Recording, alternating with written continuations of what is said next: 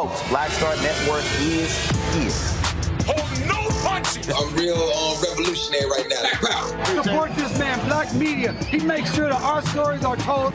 Thank you for being the voice of Black America, Roland. Stay black. I love y'all. All momentum we have now, we have to keep this going. The video looks phenomenal. See, there's a difference between Black Star Network and Black-owned media and something like CNN. You can't be Black-owned media and be scared. It's time to be smart. Bring your eyeballs home. You dig?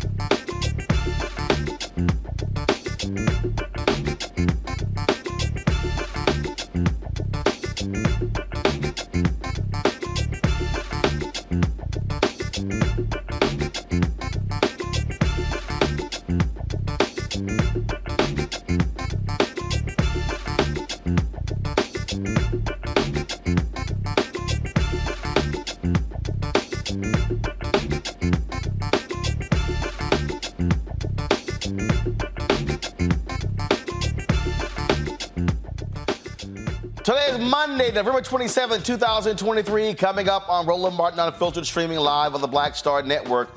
The Fulton County DA's office released the Bodycam video of the August 10th encounter between a black 62-year-old deacon who was killed while in the custody of Atlanta police. We'll show you what led up to the fatal tasing of Johnny Hollman Sr. and talk with his daughter and the family attorney.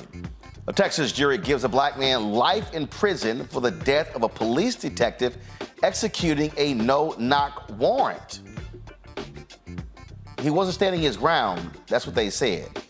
Wait until we share with you the details of this bizarre case. Thousands of sexual assault cases are filed in New York to beat the state's Adult Survivors Act deadline. I'll talk to an attorney about the law that allows people to file a lawsuit against their alleged abusers regardless of how long ago it took place. Also, in our Fit, Live, Win segment, how to get back on track after the big Thanksgiving fiesta. Do you need a detox? Well, Cootie Mac will be here in studio with some helpful health tips. It's time to bring the funk. I'm Roland Martin Unfiltered on the Black Star Network. Let's go. He's got it. Whatever the biz, he's on it. Whatever it is, he's got the scoop, the fact, the find. And when it breaks, he's right on time and it's rolling. Best believe he's knowing. Putting it down from sports to news to politics. With entertainment just for kicks, he's rolling. It's on go, y'all. It's Roland Martin, rolling with Roland now. He's funk, he's fresh, he's real, the best, you know he's Roland Martin now.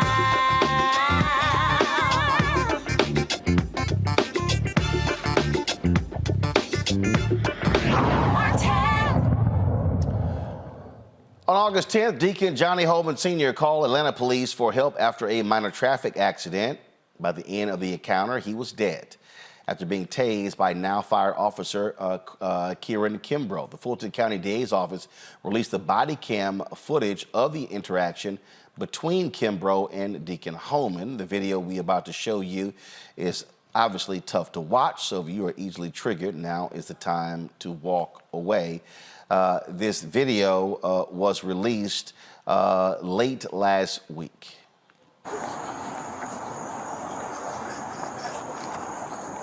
All right, man. Case number for you. All right, I did find you at fault in the accident. I was in the red light. My light was green. You cut your turn short. No, I didn't turn. I can't turn no while what it did. He kept coming at me. It wasn't my fault. Why are you screaming at me? I'm not screaming. I'm saying it was not my fault. He ran into my truck. Okay. You see where he hit me right here. All right. So I need you to sign this ticket right here on the X. No.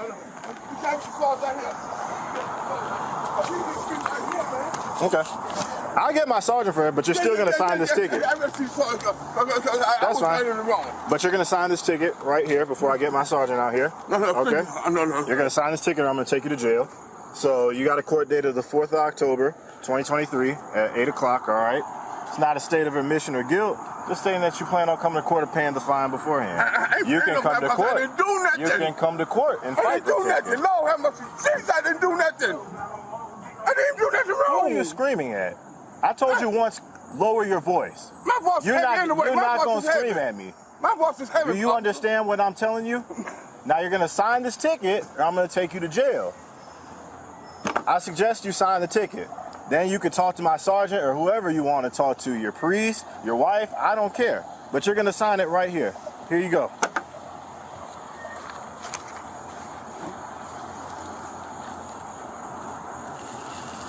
Sir, I'm going to ask you one more time. Sign the ticket. So you sign the ticket. You're trying to make sign me the say I'm ticket. guilty of something I'm not guilty of. Sign the ticket. That's what you're trying to make me say? Sign the ticket. Okay, I'm gonna sign the ticket. I'm gonna sign the ticket. I'm gonna sign the ticket. Sign the ticket. Sign the ticket. How can I sign the ticket? You got me like that. You're acting crazy. I'm not doing nothing. Give me your arm. I'm right here. Give me your arm. I'm right here. Give me your arm. My body already hurt, man. All right. I'm already another unit. Sign on the ground. I should have signed it. Damn, what you doing like this? I ain't doing nothing. I ain't doing nothing, sir. Why you hurt me like this, man? I'm an old man. I'm not right away.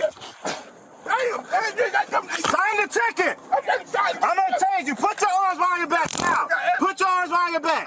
Put your arms behind your back. I am making up your back, sir. Put your I am making up your back, please. Let me give you help. Let me give you help. Please, let's turn around. Put your hands behind your back. Put your hands behind your back. Put your hands behind your back. I can't breathe. Put your hands behind your back. I can't breathe. I can't breathe. Put your hands behind your back. I can't breathe. Put your hands behind your back. I can't breathe. I can't breathe. I'm gonna tell your ass one more time. Put your hands behind your back. I can't breathe. Somebody help me. Somebody help me. I can't breathe. Hey, come on, man. Move it. Move. Jesus. Jesus. Jesus. Don't change me. Put your hands behind your back. Okay. Now. Okay, I can't breathe. I can't breathe. Let go of me. No. Put your hands behind your back. Put your hands behind your back now.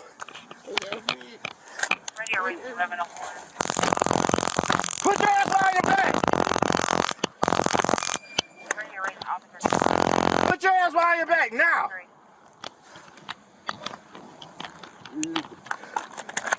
Are you the copy? Put your hands behind your back now.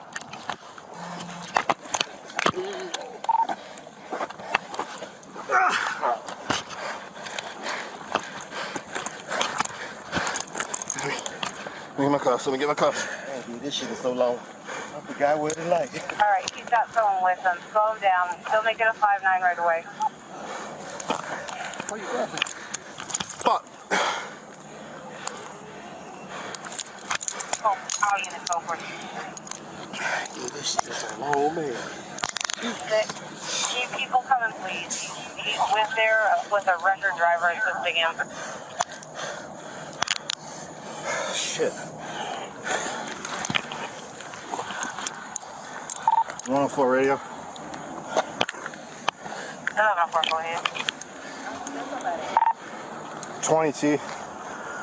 Start me supervisor for use of force, please. Start Grady as well. Supervisor, copy. 1191, I copy.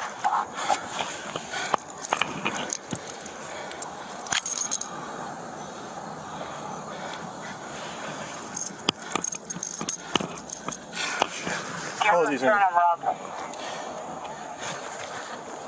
Sit up, man.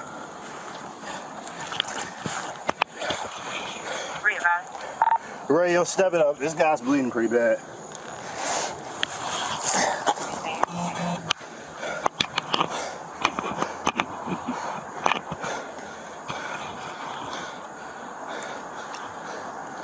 Fuck, man. No, right? Just a 41 at first. Just that, that's it. One car 41 or two? Huh? One car 41 or what? 2 car. He hit that car up there. I told him sign the ticket.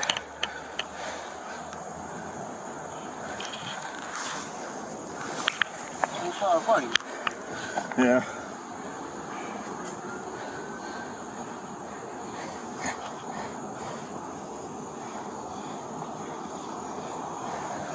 Agreed. 1191 to 1104. Give him a sternum rub. Hey, wake up.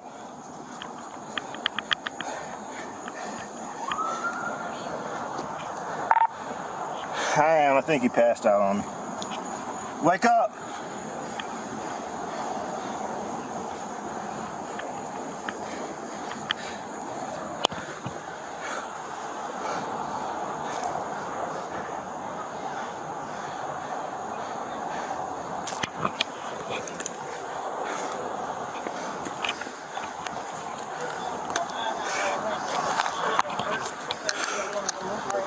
I told him sign a ticket. Start doing all I'm not signing a ticket. I'm like, dude, just sign a ticket. It's fine.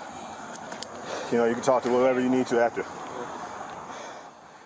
The company that manufactured the taser used is challenging the Fulton County medical examiner's report on Hollman's death. An autopsy concluded Hollman's death was a homicide, and the taser played a role in that death. Family attorney Mel Davis and Johnny Hollman's daughter, Amitra Hollman, join us now from Atlanta. Certainly sorry you had to watch that that video again. It is what is still puzzling here, Amitra, which I mean, I'm sorry, Arnitra, is that it's a minor traffic accident, and we do these stories all the time. And it is stunning and shocking to me how often a simple traffic accident turns into the death of a black motorist. And what also stood out for me is just the impatience and the lack of compassion that this former cop had for your father. Your thoughts? You want to share? So, my thoughts. I'm angry. I'm mad. Like, it's my daddy, you know, and to see him even trying to show this officer respect. He even called him sir, and he didn't even show that kind of respect to him. He didn't have no compassion, you know, for him at all. You know, he didn't even see as if he valued human life. He was so angry, and he was so outraged. He was tasing my daddy even after you handcuffed him. Even after he was laying down and he still couldn't move, you know. And a lot of times, you know, people don't know what it feels like when your asthma acting up. I have asthma. My siblings do too. You can't breathe. Your body going to distress. It's nothing that you can do about that. So a lot of times, you telling him to put his hand behind his back, he still was no threat. His hands were stretched out. He asking him to help him. He telling him. He even at one point holds on to him because he can't breathe. And for you to continue to tase him and to punch him, like, that's gut-wrenching. You know, what that make us feel like. Like, people don't understand it. And like, that was all that we was trying to tell them from the beginning. Our father didn't do anything wrong. He didn't deserve that at all. And the narrative that they put out about him, they still have not changed that narrative, even after they watched this video, knowing that this guy, this 23-year-old black Tyron Kimbrough, APD officer, killed our father, even after watching it. Even after they had did it, him or this tow truck driver, they showed no compassion, no sympathy whatsoever. They bragged about it as if it was okay. As if it was okay. Not only did I have to hear my father being killed, I had to watch it.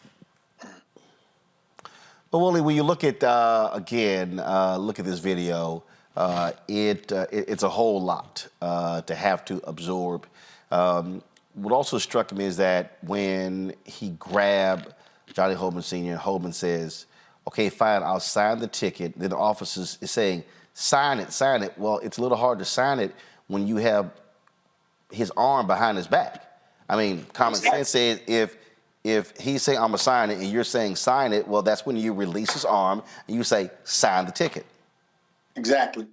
That's been our contention from the beginning, Roland. We have been very clear. We saw this video back in September, and part of the reason the family really was demanding and the community came out, and the release of this video is really a people's victory, because in Georgia, if there's an open case, typically the prosecutors do not release the video, but the community has been rallying and organizing and marching, and this family has been strong. And to her credit, District Attorney Fonnie Willis determined that it was in the public interest to release the video, and it showed exactly what we said it did, that he 3 times stated, I will sign the ticket, I'll sign the ticket. And instead of this officer, once he had achieved compliance, instead of allowing Deacon Hollman to sign the ticket, he continues to use unnecessary and excessive force, to the point that Deacon Hollman is saying, I'm right-handed. You're literally holding the arm that I would need to sign the ticket with. So Deacon Hollman is trying to rationalize with them, even as he is going into distress. And this officer is just beyond reasoning. He could not possibly reason with him. And then those officers showed up afterwards. They stood there. What your audience has not seen is that they stood there for 11 minutes and 45 seconds until the EMT arrived with him handcuffed, not breathing. And then the EMT has to ask them to uncuff him, and they perform CPR. There was no aid rendered by any officer who came to that scene, including the officer, Kyron Kimbrough, who initiated this level of violence against one of our elders. Atlanta Mayor Andre Dickens released a statement in the aftermath of this, and what he said was that the investigation, which was ordered after this took place, led to APD revising its standard operating procedures regarding traffic citations, allowing officers to write refusal to sign in the signature line rather than make an arrest, expediting the launch of APD's civilian response unit, which will provide service to Atlanta residents and neighborhoods. Also develop new policies and guidelines in partnership with the Fulton County DA's office and the Georgia Bureau of Investigation when considering the public release of video evidence showing the use of force by an Atlanta police officer that has resulted in serious bodily injury or death. Also, the review found that this officer failed to have a supervisor on the scene prior to proceeding with the physical arrest of Hollman, which is why Atlanta Police Chief Darren Shearbaum terminated Officer Kimbrough in October. Both of you, just your thoughts and reaction to that statement. Well, part of it, clearly, and what the family has been saying is that they were not willing to allow their father's death to be in vain. And so any public policy change that could prevent the death of another Atlanta citizen. I mean, Deacon Hollman was born and raised here, Bowen Homes, Bankhead Court. I mean, this is a son of Atlanta, and it's just horrific to think that he died on an Atlanta street. That being said, we felt as though much more could be said. There was not an acknowledgement that Deacon Hollman did, in fact, agree to sign the ticket. That could have been there. What is in there is that he refused. That's the language that's in that statement. And as much as Mayor Dickens has reached out to this family and communicated with this family, and they appreciate it deeply, what they are concerned about is that the facts that the whole world is saying is not in that statement contained anywhere. That Deacon Hollman said 15 times, I can't breathe. Says 3 times that I'll sign the ticket. That this tow truck driver would come in and jump on his neck and head area, and the city has said nothing about that. Still using this same company, and this same tow truck driver is still employed. It's as if they're ratifying his behavior. And so those are issues that could have been addressed so that there was more balance in the statement. And again, the family appreciates the mayor having reached out and continuing to offer various services.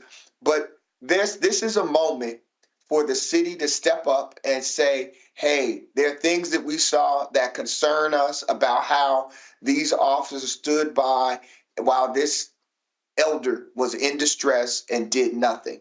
That is not contained in that statement, and that is what the family has been concerned about, and is what has been heart-wrenching for them to just not hear the city that they love and that their father loved not step up and really acknowledge the devastation and the errors and the lack of humanity that the whole world is witnessing now. It is certainly a sad story to have to report. And what we also hate is when things are done after the fact, because as I keep saying, when someone is killed, you can't bring them back. And so We hate to have to see this, but we certainly appreciate both of you coming on to discuss this. Thank you to both of you for joining us. Thank you, Roland. We appreciate you. Thanks a bunch. Folks, got to go to a break. We'll be right back on Roland Martin Unfiltered on the Black Star Network.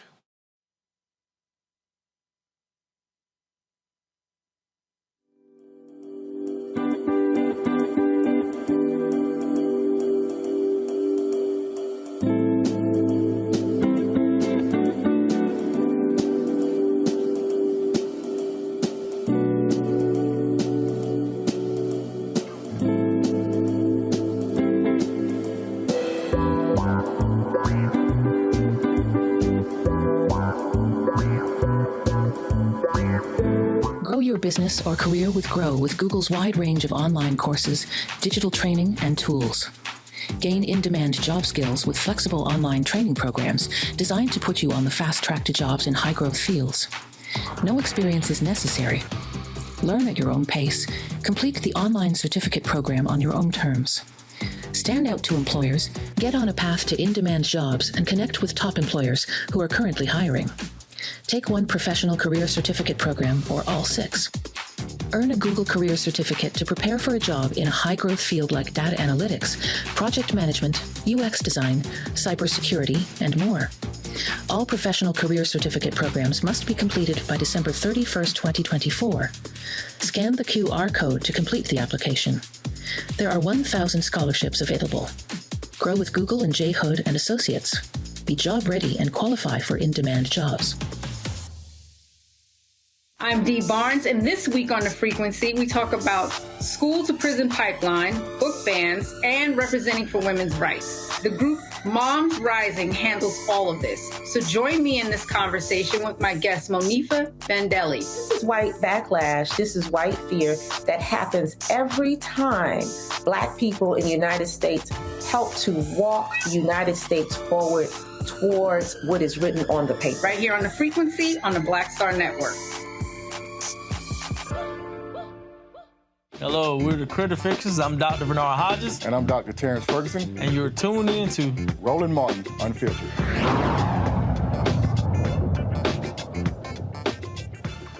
My pound, Dr. Julianne Malvo, economist and president emerita at Bennett College. She joins us from D.C. Dr. Amakongo Domingo Sr., professorial lecturer, School of International Service at American University out of D.C. Renita Shannon, former Georgia State Representative out of Atlanta. Glad to have 3 of you here. Renita, I'll start with you. It's like Groundhog Day. It's like another case, another traffic stop, another black death, this time black cop. The level of impatience, the level of the lack of compassion by this cop was abundantly clear in that body cam footage. You're right. It is like Groundhog's Day. And as a result of that, it's going to be a tough time as we move forward for Black leaders, elected Black folks, because too many times it is often like Groundhog Day, no matter what the leadership looks like. And watching this video, I have so many comments about this, probably more than what you actually have time for. But there are a few things I do want to point out. Number one, that officer belongs underneath the jail. It's unbelievable to me watching him say to him things like, you need to lower your voice. Does this officer, you can see that he is a Black officer. So you mean to tell me you don't have any older Black folks in your family? Because the level that Deacon Hollman was speaking at sounds like everybody's Black grandfather across the country. He wasn't yelling, and this officer clearly escalated the situation. Second, there was a time where police officers would insist that people sign tickets to prove that people were actually there on the scene. It's not an admission of guilt, but it's supposed to prove that you were actually there. But a lot of that was before the time of body cameras, where you now can prove that if an officer says you were at a certain location, you were there, and then you have to go to court and fight it if you don't believe that you are getting a ticket fairly. But even that also costs money and resources. And that's probably one of the reasons why Deacon Hollman did not want to sign the ticket, because where the officer is so callously saying, oh, well, you can go to court and fight it, that takes resources in order to do that. The other thing that strikes me about this video that's so ridiculous, where this officer clearly escalated the situation, was that all the time that he is yelling for him to put his hands behind his back, number one, he has already told you he's an old man. You don't even know if he has the capability to put his hands behind his back. I know people who are 40 years old that can't put their hands behind their backs. So this officer clearly escalated the entire situation, and I am totally disappointed with the mayor's statement, although it is to be expected because this is the same mayor that's pushing for Cop City to be built here in Atlanta. For him to say that APD is going to do an investigation, yeah, I'm so sure that that investigation is going to be very unbiased. I mean, all of it is completely laughable. The comments of the mayor and the officers' reasoning behind why he escalated with this man their comments are laughable, but the situation is not funny because we have a family now that has lost a member of their family in Deacon Hollman, who was only 62, over completely senseless violence by Atlanta police, by APD. I'm going to go to Renita's point. And I say this all the time, that it is the responsibility of officers to de-escalate. And what we keep seeing over and over and over again, officers not doing that. Again, you're the one in possession of a taser. You're the one in possession of a gun. You're the one who can take somebody to jail. And that's one of those things where, and again, if you're watching this, and as I was watching it, if I was the one who called the cops, and I'm factoring in he's 62, I get why he's ticked, why he's upset. And this is one of those things where you just sit, where you let that person vent. You let them vent. Sir, I understand that. I understand you call the cops, but I want you to understand this is what we're required to do. This is the law. I need you to sign the ticket. And then so you can see he's frustrated. And so you know what? You let him have his moment. If that moment lasts 2 minutes, 3 minutes, 5 minutes, you let him have it. Now what you have is a dead man. You're now fired. So 5 minutes of letting that person vent prevents everything that happened afterwards. You know, Renita made so many incredible points, but I'm going to come back to a point that she often makes weekly, and that's one about training. And she says, a lot of these officers are doing exactly what they were trained to do, especially in our communities, because these are things that would not happen to a white elder, period, bottom line. And so we see the type of de-escalation training and all of these things will happen in other communities, but not in ours. And this is just another example of how many of us, when we talk about issues with law enforcement, it's not black versus white, it's black versus blue. And so to your point, Roland, about de-escalation, I teach on the university level. I've taught in K-12 levels. I've done workshops in prisons and in our community centers and churches. I've had so many instances where I'm dealing with kids who I can tell, because of my training as an educator, needs a moment, needs to be able to calm themselves down. Why can't people in our law enforcement do that? Why can't people who, like you said, have guns, have badges, have tasers, have cuffs, have our addresses and can find us later, not have the ability to do that? We see in places like Philadelphia where law enforcement, has gotten so bad they had to say, stop pulling people over, just record their license plates and get to them later.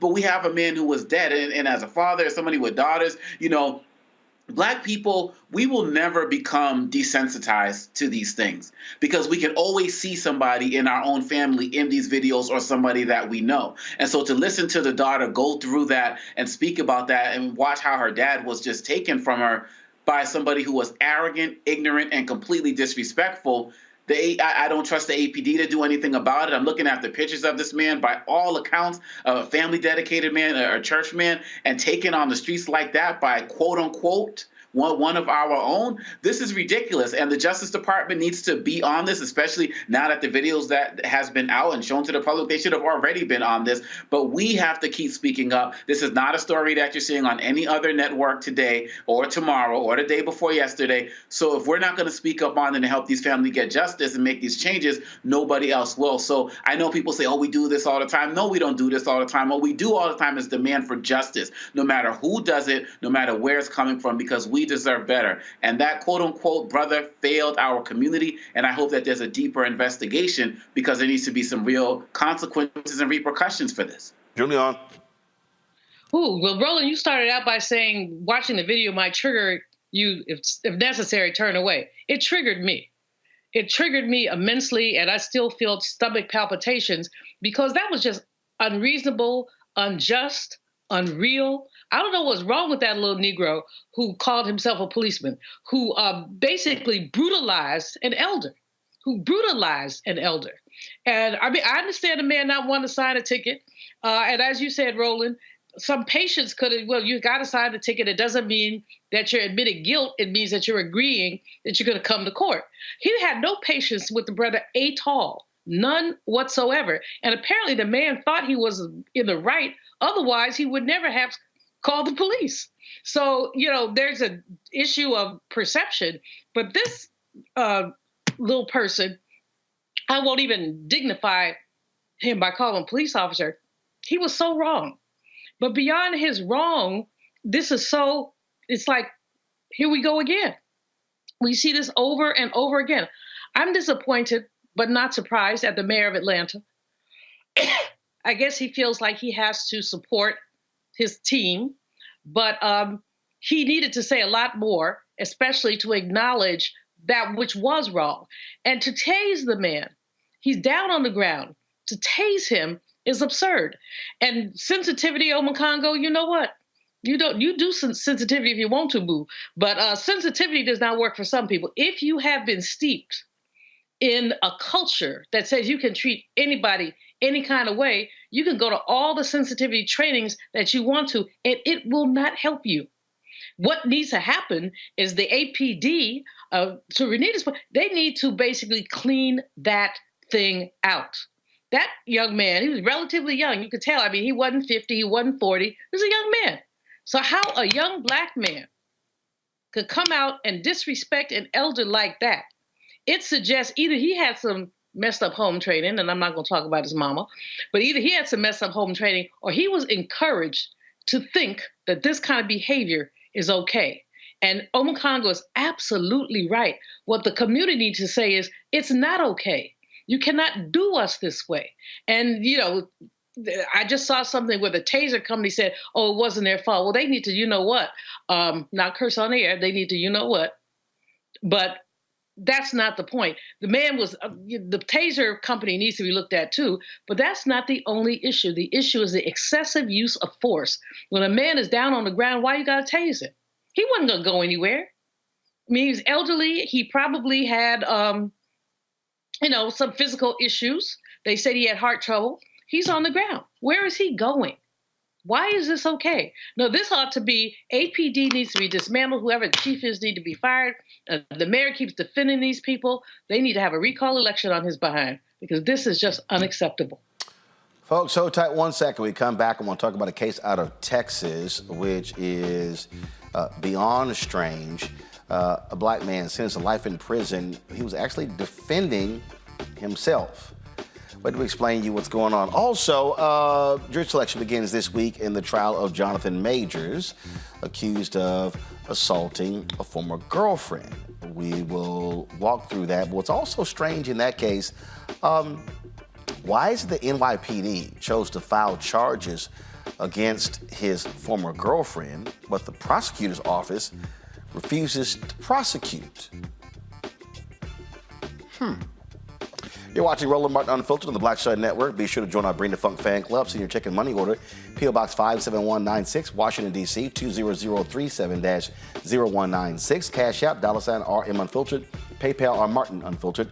Venmo is RM Unfiltered. Zelle, Roland at RolandSMartin.com. Roland at RolandMartinUnfiltered.com. And be sure to download the Black Star Network app, Apple phone, Android phone, Apple TV, Android TV, Roku, Amazon Fire TV, Xbox One, Samsung Smart TV. We'll be right back. Hatred on the streets, a horrific scene, a white nationalist rally that descended into deadly violence. White people are losing their damn minds.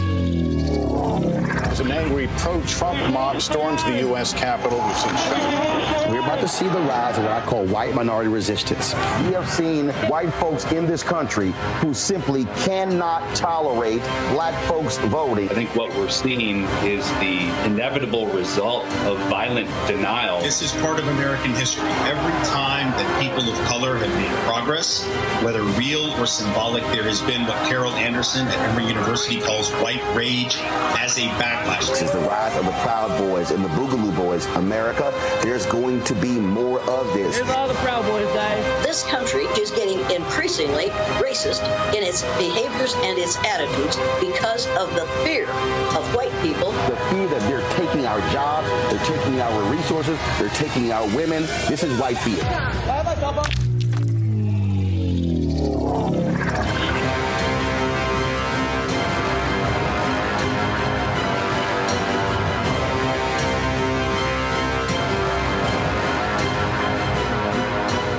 On the next Get Wealthy with me, Deborah Owens, have you ever had $1 million idea and wondered how to bring it to life? Well, it's all about turning problems into opportunities. On our next Get Wealthy, you'll learn of a woman who identified the overload bag syndrome, and now she's taking that money to the bank through global sales in major department stores. And I was just struggling with 2 or 3 bags on the train.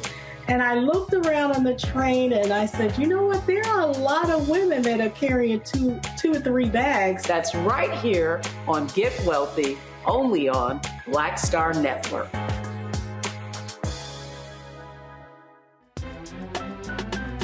I'm Faraji Muhammad, live from LA. And this is The Culture. The Culture is a two-way conversation. You and me. We talk about the stories, politics, the good, the bad, and the downright ugly. So join our community every day at 3 p.m. Eastern and let your voice be heard. Hey, we're all in this together. So let's talk about it and see what kind of trouble we can get into. It's The Culture, weekdays at 3, only on the Black Star Network. Hi, I'm Dr. Jackie Hood Martin, and I have a question for you. Ever feel as if your life is teetering and the weight and pressure of the world is consistently on your shoulders? Well, let me tell you, living a balanced life isn't easy. Join me each Tuesday on Black Star Network for A Balanced Life with Dr. Jackie. We'll laugh together, cry together, pull ourselves together, and cheer each other on. So join me for new shows each Tuesday on Black Star Network, A Balanced Life with Dr. Jackie.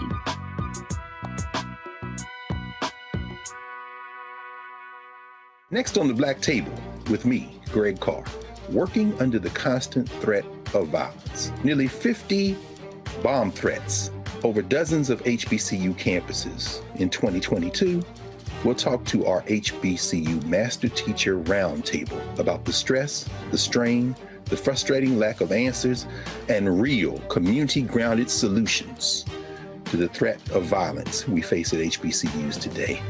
Join us for the Black Table, only on the Black Star Network.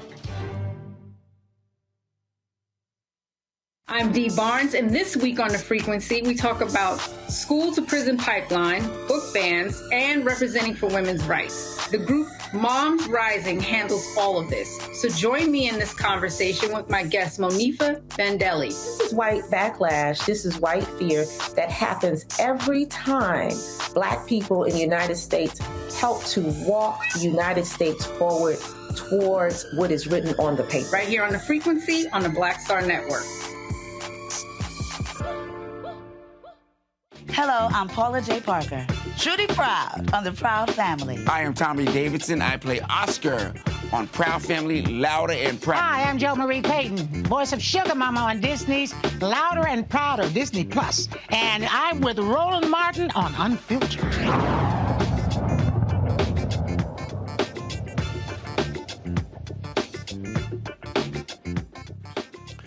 A Texas jury sentenced a black man to life in prison with a possibility of parole after 30 years over the 2014 death of a Killeen police detective. Marvin Guy shot Chuck Dinwiddie during a no-knock narcotics raid in May of 2014. Though it was a capital murder trial, the jury found him guilty on a lesser charge of murder. Folks, guy waited in jail for more than 9 years before his trial. Now, he said he mistook them for an intruder after a SWAT team smashed his bedroom window and tried to break into his home with a battering ram during a 5:45 a.m. drug raid. The raid was plagued with issues. The team struggled to penetrate the door with their battering ram fully, and an officer accidentally detonated his stun grenade. No-knock warrant was obtained by a tip that the guy had been dealing cocaine.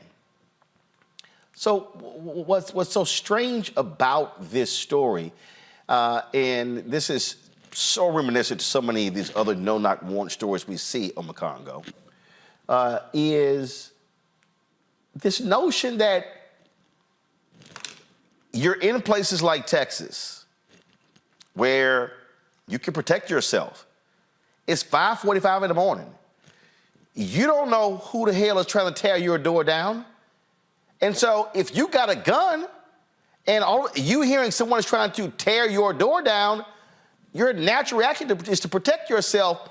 But this right here is why no-knock warrant should absolutely be banned. Absolutely. And not only that, because we see after multiple tries of trying to get into his home, usually police come in with one bang and they're in the door. So you hear multiple attempts to try to get into your door, you're automatically going to think something, particularly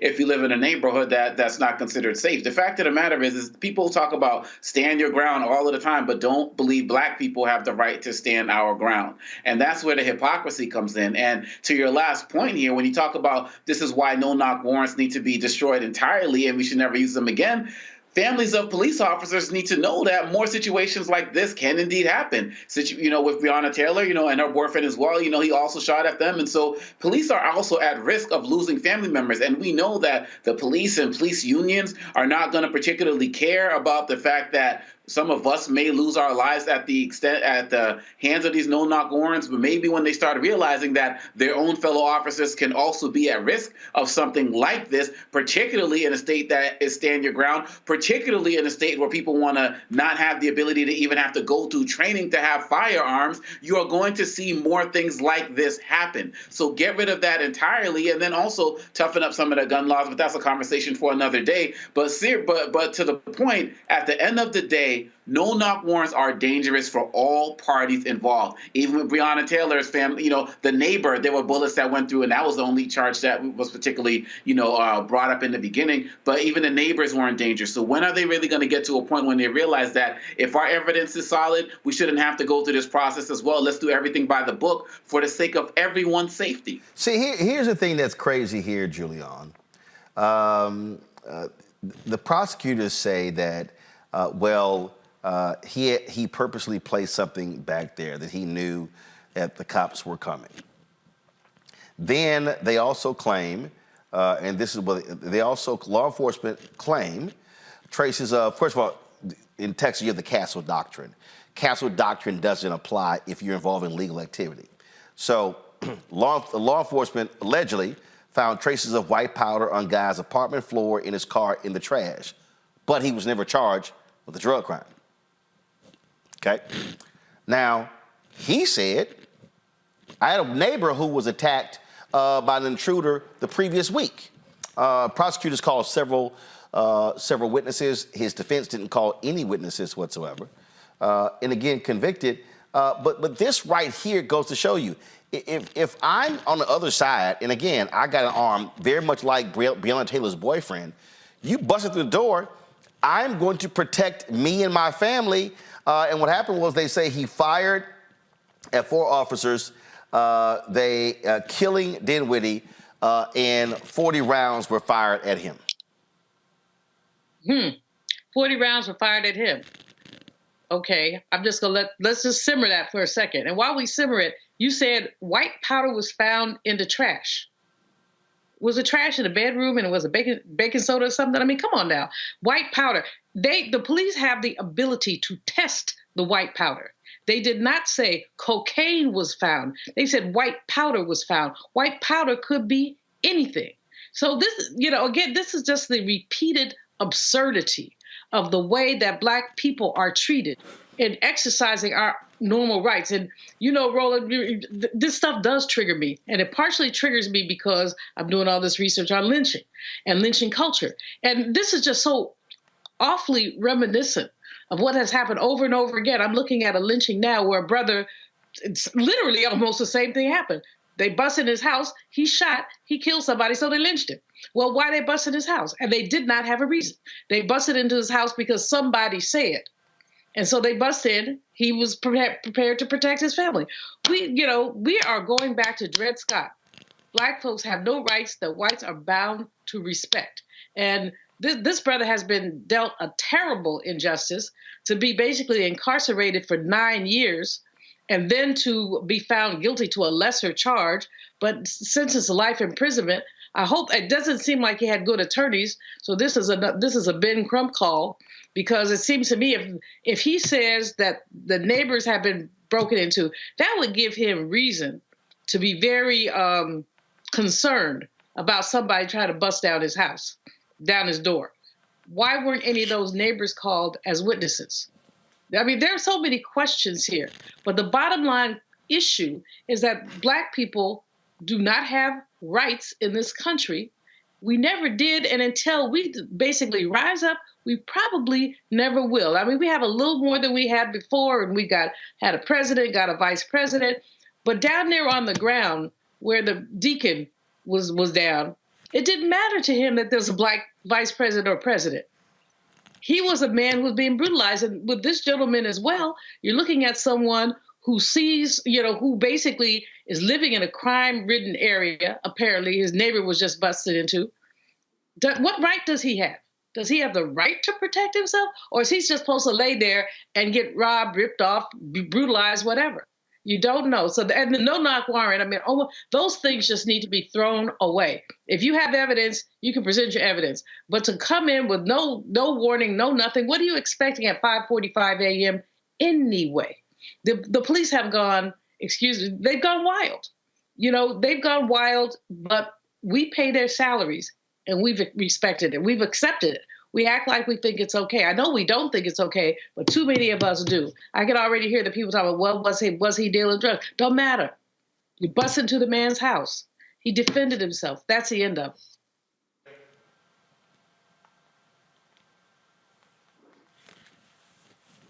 Yeah, and the white powder comment to me sounds like a CYA comment, which is cover your ASS by the police. Because like Dr. Malveaux said, either it was cocaine or it was not.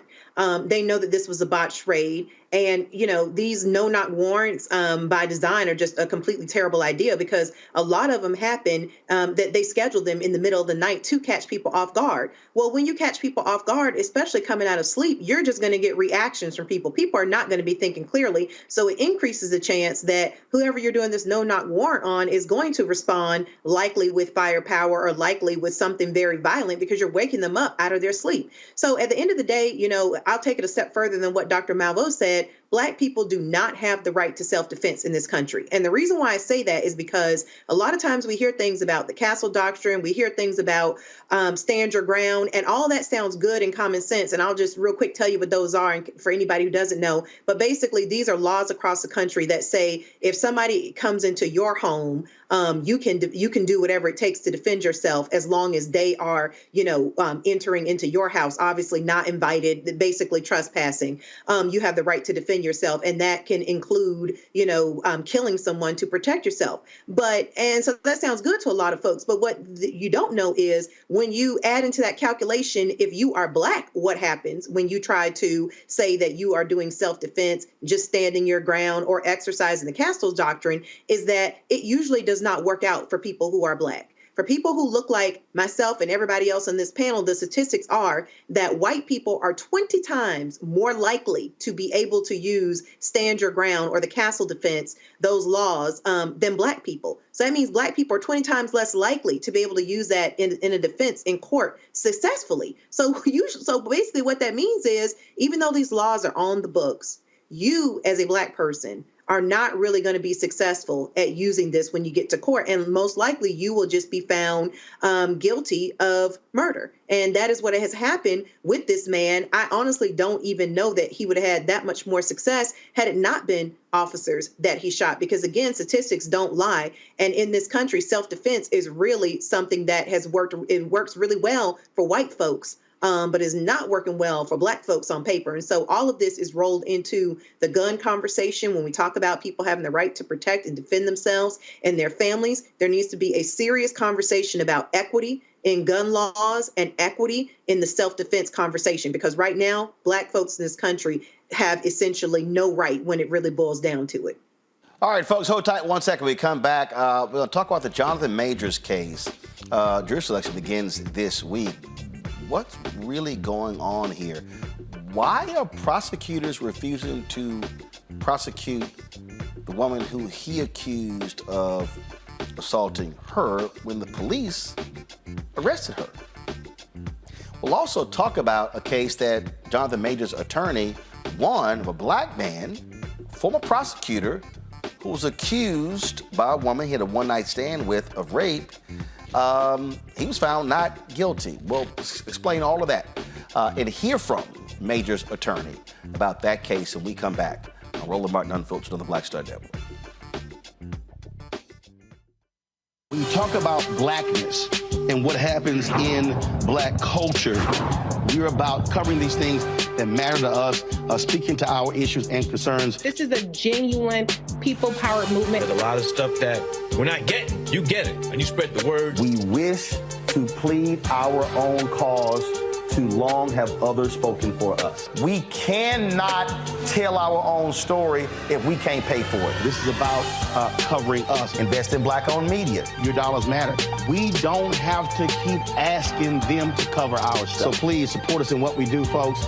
We want to hit 2,000 people, $50 this month, raise $100,000. We're behind 100,000, so we want to hit that. Y'all money makes this possible. Checks and money orders go to P.O. Box 57196, Washington, D.C. 20037-0196. The Cash App is $RM Unfiltered. PayPal is R Martin Unfiltered. Venmo is RM Unfiltered. Zelle is Roland at RolandSMartin.com. Grow your business or career with Grow with Google's wide range of online courses, digital training, and tools. Gain in-demand job skills with flexible online training programs designed to put you on the fast track to jobs in high-growth fields. No experience is necessary. Learn at your own pace. Complete the online certificate program on your own terms. Stand out to employers, get on a path to in-demand jobs, and connect with top employers who are currently hiring. Take one professional career certificate program or all 6. Earn a Google Career Certificate to prepare for a job in a high-growth field like data analytics, project management, UX design, cybersecurity, and more. All professional career certificate programs must be completed by December 31st, 2024. Scan the QR code to complete the application. There are 1,000 scholarships available. Grow with Google and J. Hood and Associates. Be job ready and qualify for in-demand jobs.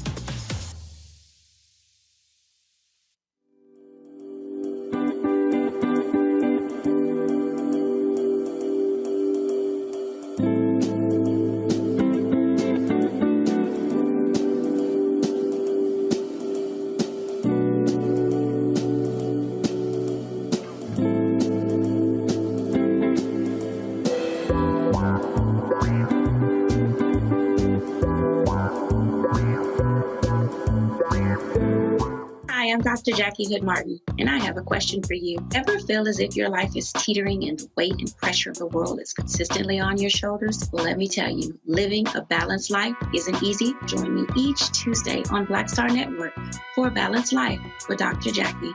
We'll laugh together, cry together, pull ourselves together, and cheer each other on. So join me for new shows each Tuesday on Black Star Network, A Balanced Life with Dr. Jackie.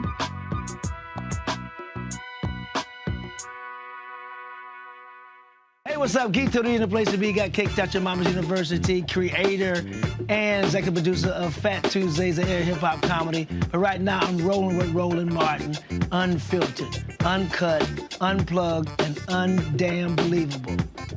You hear me?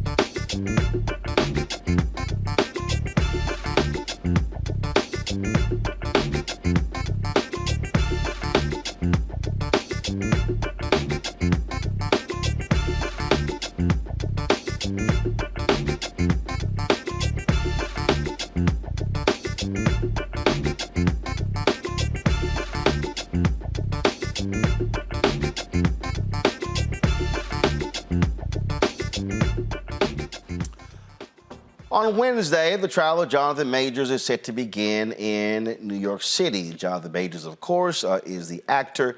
We know him from Creed, know him from so many other television shows as well. In March, he was accused of physically assaulting his then girlfriend. He was actually arrested on assault and harassment charges. Now, what's interesting about this, and this case has gone through all sorts of different variations, and so Grace Jabari is the ex-girlfriend. Now, what's interesting about this, over the summer he filed a cross complaint accusing her of assault. She turned herself in to police in October. Now, what's crazy is that she was arrested. So the NYPD determined that there was enough evidence to arrest her for assaulting him. If the Manhattan District Attorney's Office chose not to prosecute those charges. Okay, they dropped the charges. Now, this sort of is very weird. Now, we had a young lady, Kaiser Gondrzak, a former WNBA player, on talking about her case with Kevin Porter Jr. And in that case, she unpacked, saying that how she was not actually interviewed by police, how they actually apologized to her with regards to not interviewing her, and all sort of the back and forth, and that case is sort of still ongoing. But there was a story that didn't get lots of attention a couple of weeks ago that I saw that I thought was also interesting, because it involved a former prosecutor in Massachusetts. His name is Adam Foss. Adam Foss, as I said, was a prosecutor in Boston, prominent criminal justice reform advocate. He was tried for the alleged rape of a 25-year-old woman in October of 2017. Well, it wasn't until this month that he was actually acquitted. He said that it was consensual. Now, prosecutors allege that Foss, that they went back to the hotel, she rejected his sexual advances, went to sleep, woke up, found him sexually assaulting her. Yet, his attorney, who happens to be the same attorney for Jonathan Majors, said, wait a minute, later she told a friend that the night was cute and it was beautiful. Foss was found not guilty. When you see this, it raises lots of questions, obviously, when it comes to the Manhattan prosecutor's office, when it comes to sexual assault cases. Obviously, these typically are high profile. Manhattan DA Alvin Bragg has made this a priority of his administration, but it also causes us to say, wait a minute, you're pursuing these cases against the men involved. But in this one case of Majors, where you have the cops say there's enough evidence to actually arrest his ex-girlfriend, prosecutors go, no, we're going to drop those charges. Priya Chaudhry, she is the attorney for Adam Foss, but also Jonathan Majors. She cannot talk about the Majors case because of a gag order imposed by the judge in that particular case. As I said, that trial begins on Wednesday, but we can talk about the Foss case. And so Priya, first off, the Foss case took place, the alleged rape, October 2017. When did you join the defense team?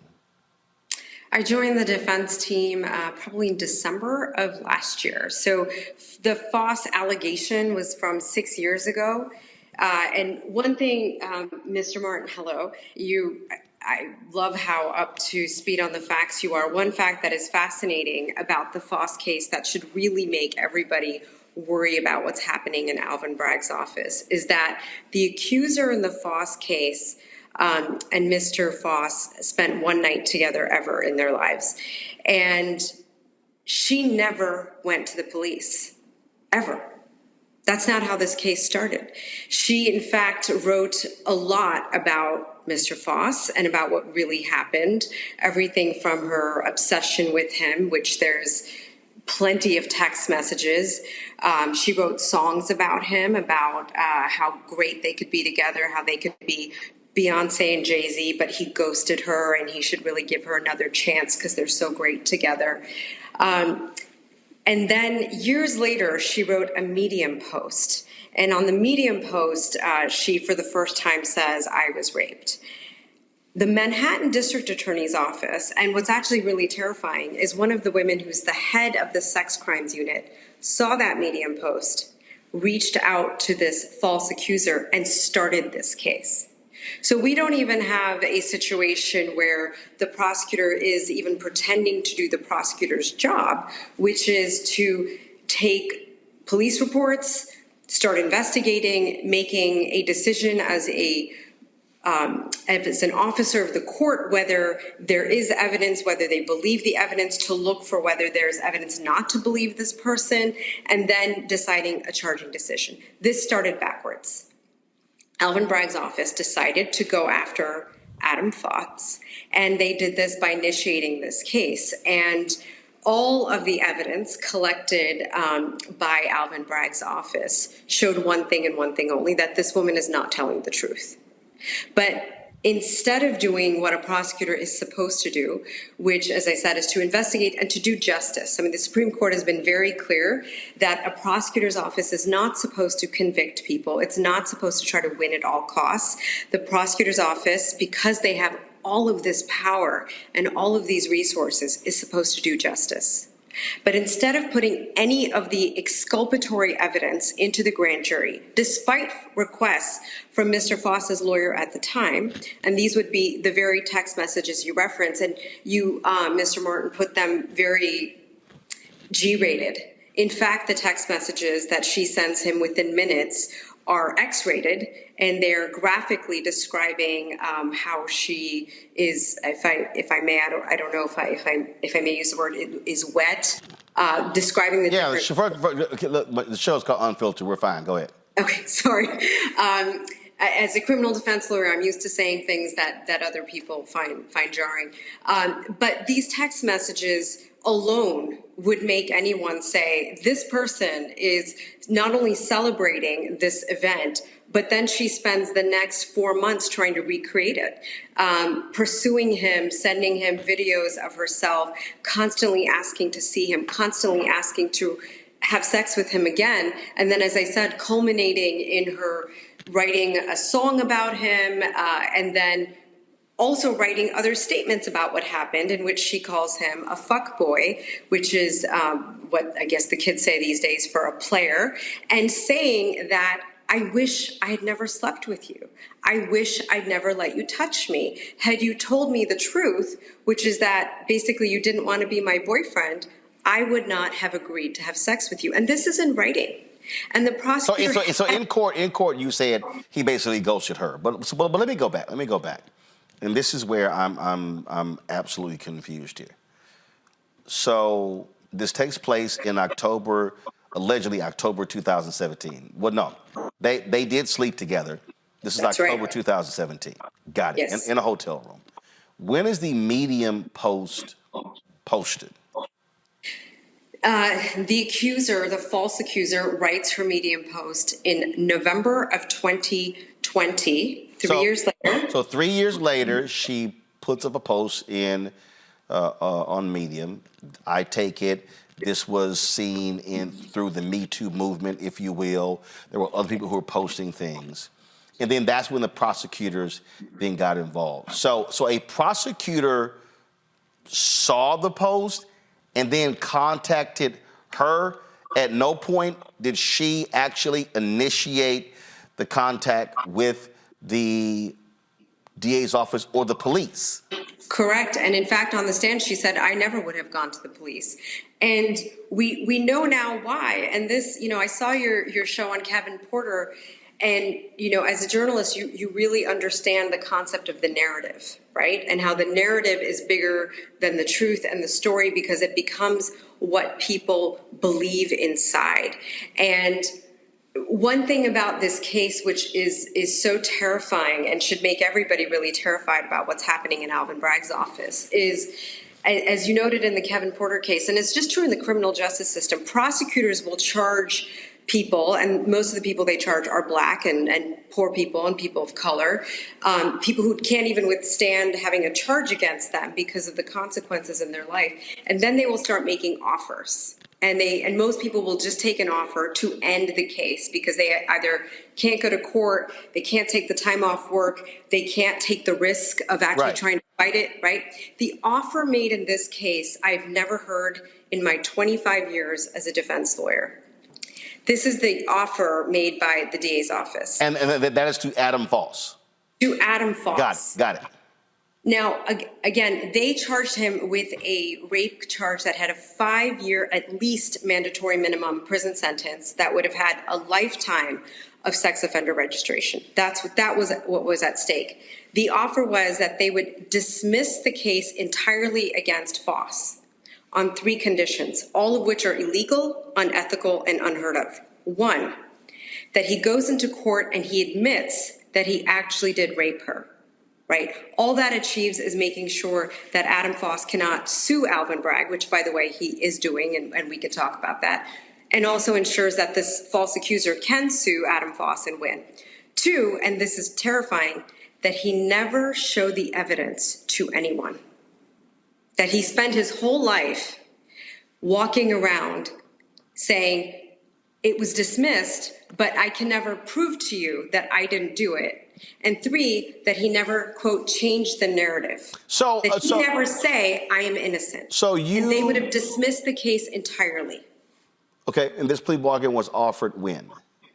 This was offered in January of this year. Okay, so what you described, these text messages, so they sleep together October 2017. These text messages, these videos, these photos, how long was she contacting him? A year? Like how long? So they met in September, and immediately after they start texting. Right. They've only met 6 times in their life. The 6th was when she testified against him. They sleep together in October, and she continues to text him until December, at which point he says, I can't do this. I'm not interested. You want more from this relationship than I do. Then she emails him. Then she sends him the video of her performance. And then she ultimately speaks to him one more time, basically begging him to take her back and give her another chance. So October 2017 to what? April of 2018. April 1st is the last time he ever saw her until she came into court to testify against him. So when the prosecutor sees this, and obviously they contact him, when she writes this post, this is November 2020, was he still a prosecutor? By then, he was not a prosecutor. Okay. He had left the Suffolk County, which is Boston, prosecutor's office in 2016 to start a nonprofit called Prosecutor Impact. And, I mean, this is the irony of all of it. The goal and purpose of his nonprofit was to train prosecutors' offices around the country in implicit bias. Because as we know, the criminal justice system basically picked up where slavery left off, and the entire system is infected with such deep bias, some of which is open, some of which is implicit. And as a prosecutor, he understood that prosecutors are making bad decisions, not understanding what they're doing, not knowing really how to evaluate a case. And this very office, Manhattan DA's office, under Cy Vance, invited him and had him give a training to their office to teach them how to prosecute cases better. So the reason I was going through the timeline, what I am confused by, if a prosecutor receives this information, and these text messages and emails are turned over. How does a prosecutor conclude that somebody was raped, but then you have evidence of the person accusing them of pursuing the individual? I would think if a woman is raped, she is not trying to get back with that person, is not sending them text messages, nor sending them emails.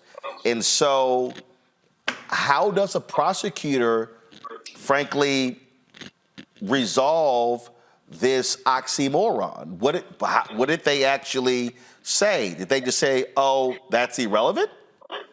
So we have the same questions. It used to be that prosecutors, especially this district attorney's office under prior district attorneys, not Alvin Bragg, they would not bring a case unless they had a good faith belief that they could prove it beyond a reasonable doubt. But I have heard from numerous people in Alvin Bragg's office, including people in the sex crimes unit and the domestic violence unit, that they just believe women, and that they now have, and they use the word, an appetite for bringing cases they wouldn't bring before. And they're happy to let a jury decide, just so they can, as Alvin Bragg put out a press statement after Foss was acquitted, so they can elevate the voice of survivors, which is, first of all, just utter bullshit, because the jury found there was no survivor. They were clear. They came out running after the verdict, hugging Adam Foss. Over the weekend, they were messaging Adam Foss directly, saying, what can we do to get your life back on track?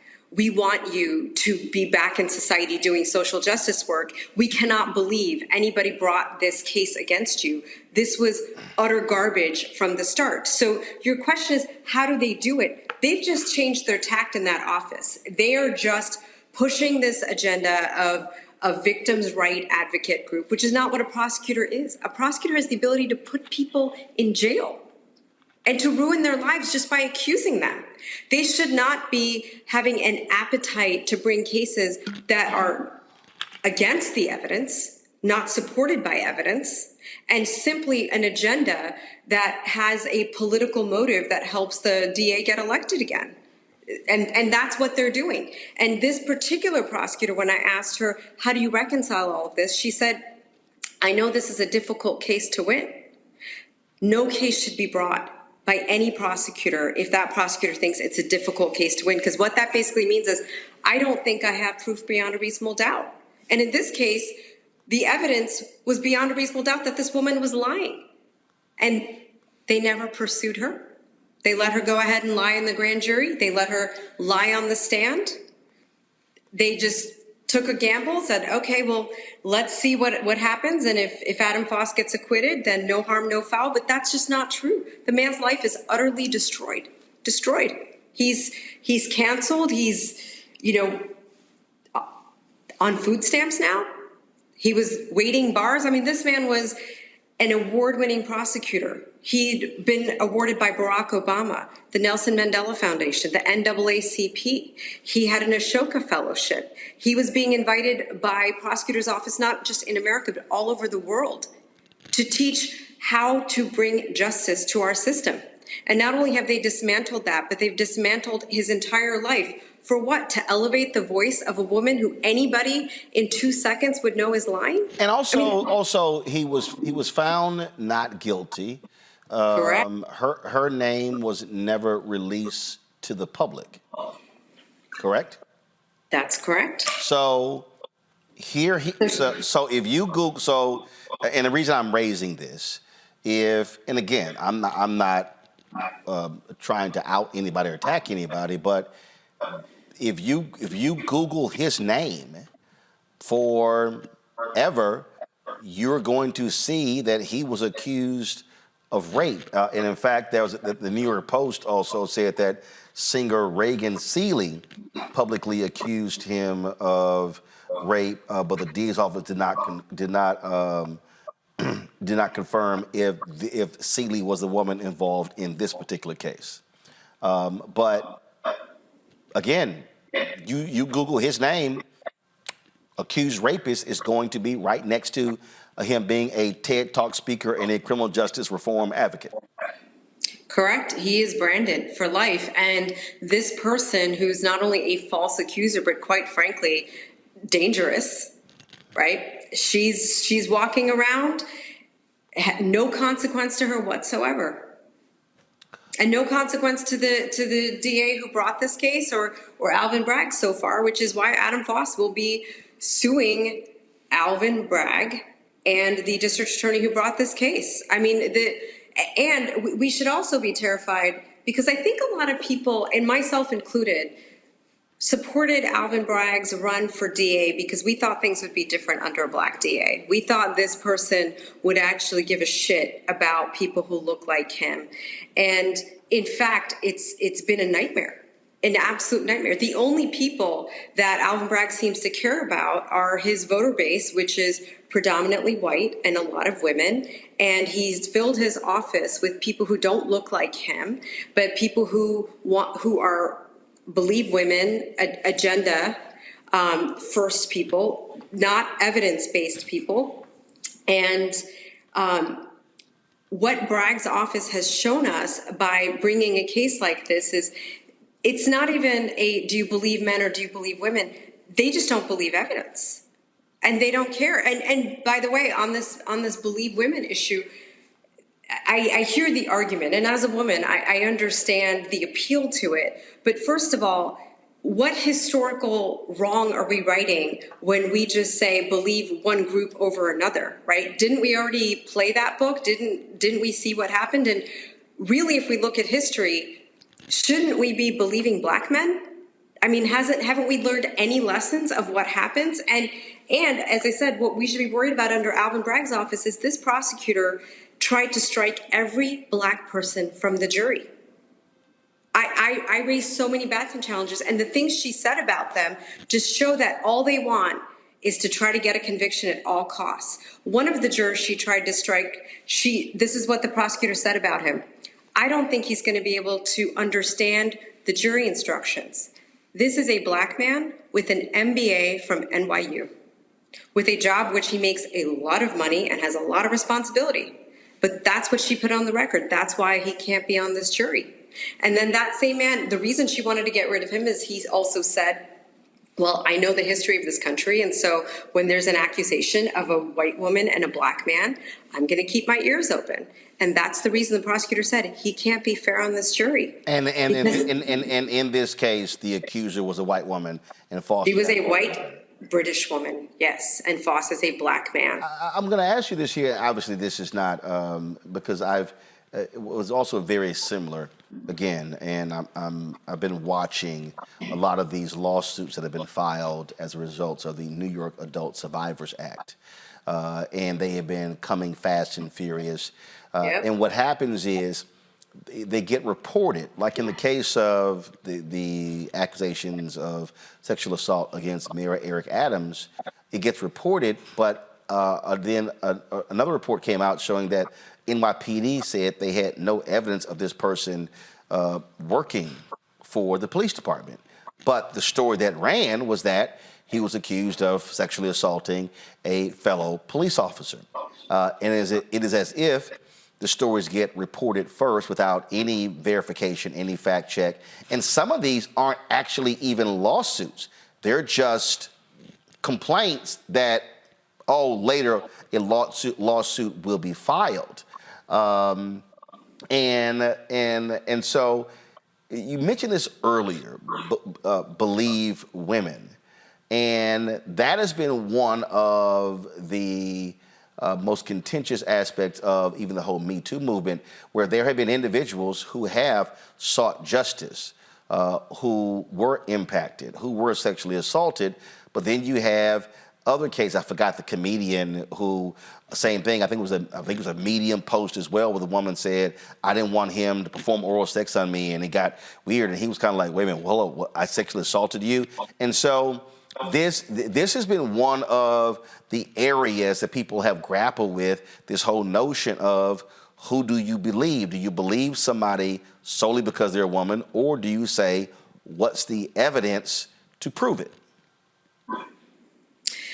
And that's exactly where we should be. If anybody truly believed in the Constitution or our rights, then the presumption of innocence should matter, right? Because if you're going to believe her, then you should also believe him when he says, I didn't do it. In fact, when you're in a court of law, that's where you're supposed to start with, I believe him. I believe he didn't do it. Prove it to me, right? But when we shift this and we just say, I don't need evidence, all I need is an accusation, what you end up with is a terrifying moment where anybody can hold a gun to your head because they know they're going to be believed, because they know no one's going to ask for evidence. They know no one is going to cross-examine you or even verify anything you've said. And they know as soon as that accusation is out, you're dead. And it's very hard to take it back. It's very hard to repair your reputation. So it basically becomes a shakedown. Look, if there is evidence, then bring your case. If there's no evidence, then no one should believe you. I do want to go back. So in the Adam Foss case, did the NYPD ever investigate, or was the investigation completely through the DA's office?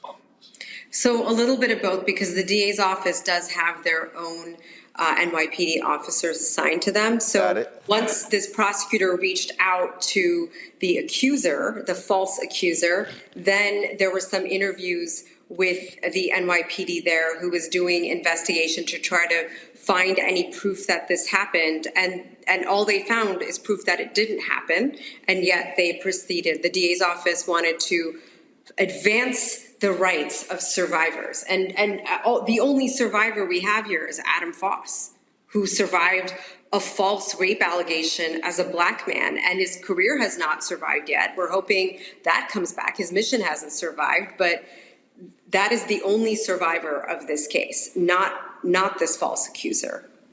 Well, and the only reason I'm asking that question is because I still am, and you can't talk about it, but I mean, I'll discuss it with my panel, but I'm still confused.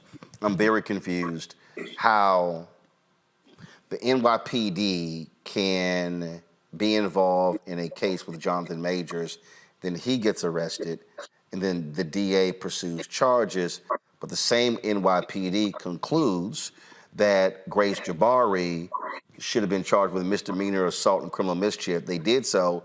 The DA office says, we're not going to prosecute. So it's sort of befuddling to me.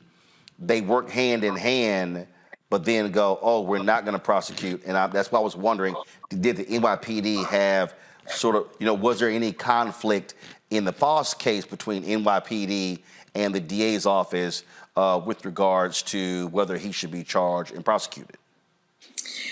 I think because the DA's office started with he should be prosecuted, the NYPD just followed. I mean, they weren't doing investigation to gather evidence. They tried, but they weren't able to. And so the DA just put in the woman's word in the grand jury, and that was enough because the grand jury didn't get to see the evidence. And your question is the right one, which is, who do we believe and why do we believe them, right? It has been a horrible trend in our country's history, and it continues today, that prosecutors' offices do not pursue cases where a Black person is a victim under the explanation of, we don't think we could prove that case, right? Part of what you're saying is, I don't really care, right? I don't think that person's a victim. Another thing you're saying is, I don't believe this Black person when they tell me what happened, even if others believe them. I, as the person making the decision, I just wouldn't believe a Black man when a white woman is telling me something else happened, even though the evidence proves that he's telling the truth and she's lying. And that is what Alvin Bragg's office is pushing. And we saw it in the Foss trial. I mean, that was a felony rape trial. And they do not care about evidence. They do not even keep their mind open to this Black man might be innocent, and I should believe him. And again, just making sure there is a gag order in the Majors case. I'm not allowed to discuss that case, and I will respect that. Got it. Okay. Thank you. All right, Priya Chaudhry, we appreciate you joining us. We will. Thank you, sir, for having me. What happens in a couple of days, in the case of Jonathan Majors. So thanks a bunch. Thank you. Be well. Going to a break. We come back. My panel can't wait to delve into this discussion. You're watching Roland Martin Unfiltered on the Black Star Network. When you talk about blackness and what happens in black culture, we're about covering these things that matter to us, speaking to our issues and concerns. This is a genuine people-powered movement. A lot of stuff that we're not getting, you get it, and you spread the word. We wish to plead our own cause. Too long have others spoken for us. We cannot tell our own story if we can't pay for it. This is about covering us. Invest in black-owned media. Your dollars matter. We don't have to keep asking them to cover our stuff. So please support us in what we do, folks. We want to hit 2,000 people, $50 this month, raise $100,000. We're behind 100,000, so we want to hit that. Y'all money makes this possible. Checks and money orders go to P.O. Box 57196, Washington, D.C. 20037-0196. The Cash App is $RM Unfiltered. PayPal is R Martin Unfiltered. Venmo is RM Unfiltered. Zelle is Roland at RolandSMartin.com.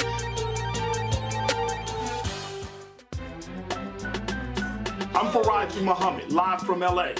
And this is The Culture. The Culture is a two-way conversation. You and me. We talk about the stories, politics, the good, the bad, and the downright ugly. So join our community every day at 3 p.m. Eastern and let your voice be heard. Hey, we're all in this together. So let's talk about it and see what kind of trouble we can get into. It's The Culture, weekdays at 3, only on the Black Star Network.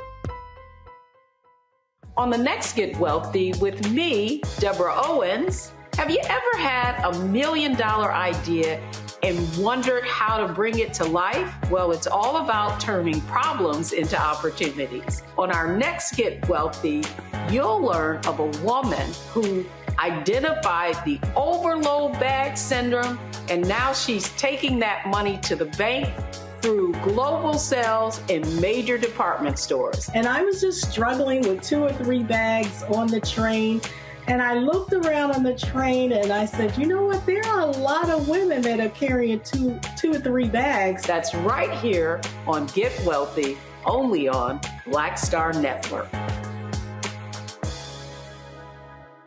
Hey, what's up, y'all? I'm Devon Franklin. It is always a pleasure to be in the house. You are watching Roland Martin Unfiltered. Stay right here.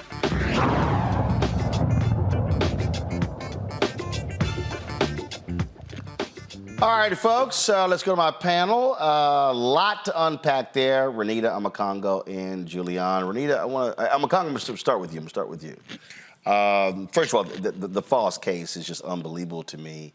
That you could have those text messages and emails after they slept together and they will still pursue rape charges when you see the context of that.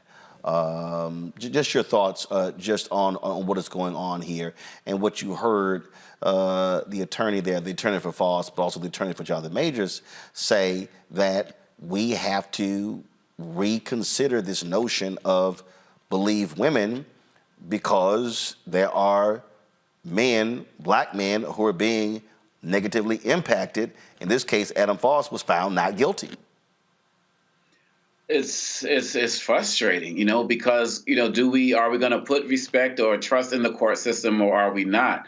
Are we going to have innocent until proven guilty or are we not? And when you talk about the timeline between 2017 and, 2021, when the allegations came and the like, and you're talking about the height of the Me Too movement as well, the challenge was it's like there were so many credible allegations that came up that people were inspired to share, real things that were eventually prosecuted and found out to be true. And, many survivors felt like they could even be, uplifted to tell their story. And that's a good thing. We want that in our society. We want people to be able to come forward to speak to that. But to go off of what she was saying, this mentality of, well, if it's said, it's automatically going to be believed, and people get torn down in situations like this. I think that he was doing work with John Legend as well, and John Legend wrote a letter of apology, apologizing for lifting him up and all of the other things all of the other awards, the thing that she was talking about, all of a sudden gone.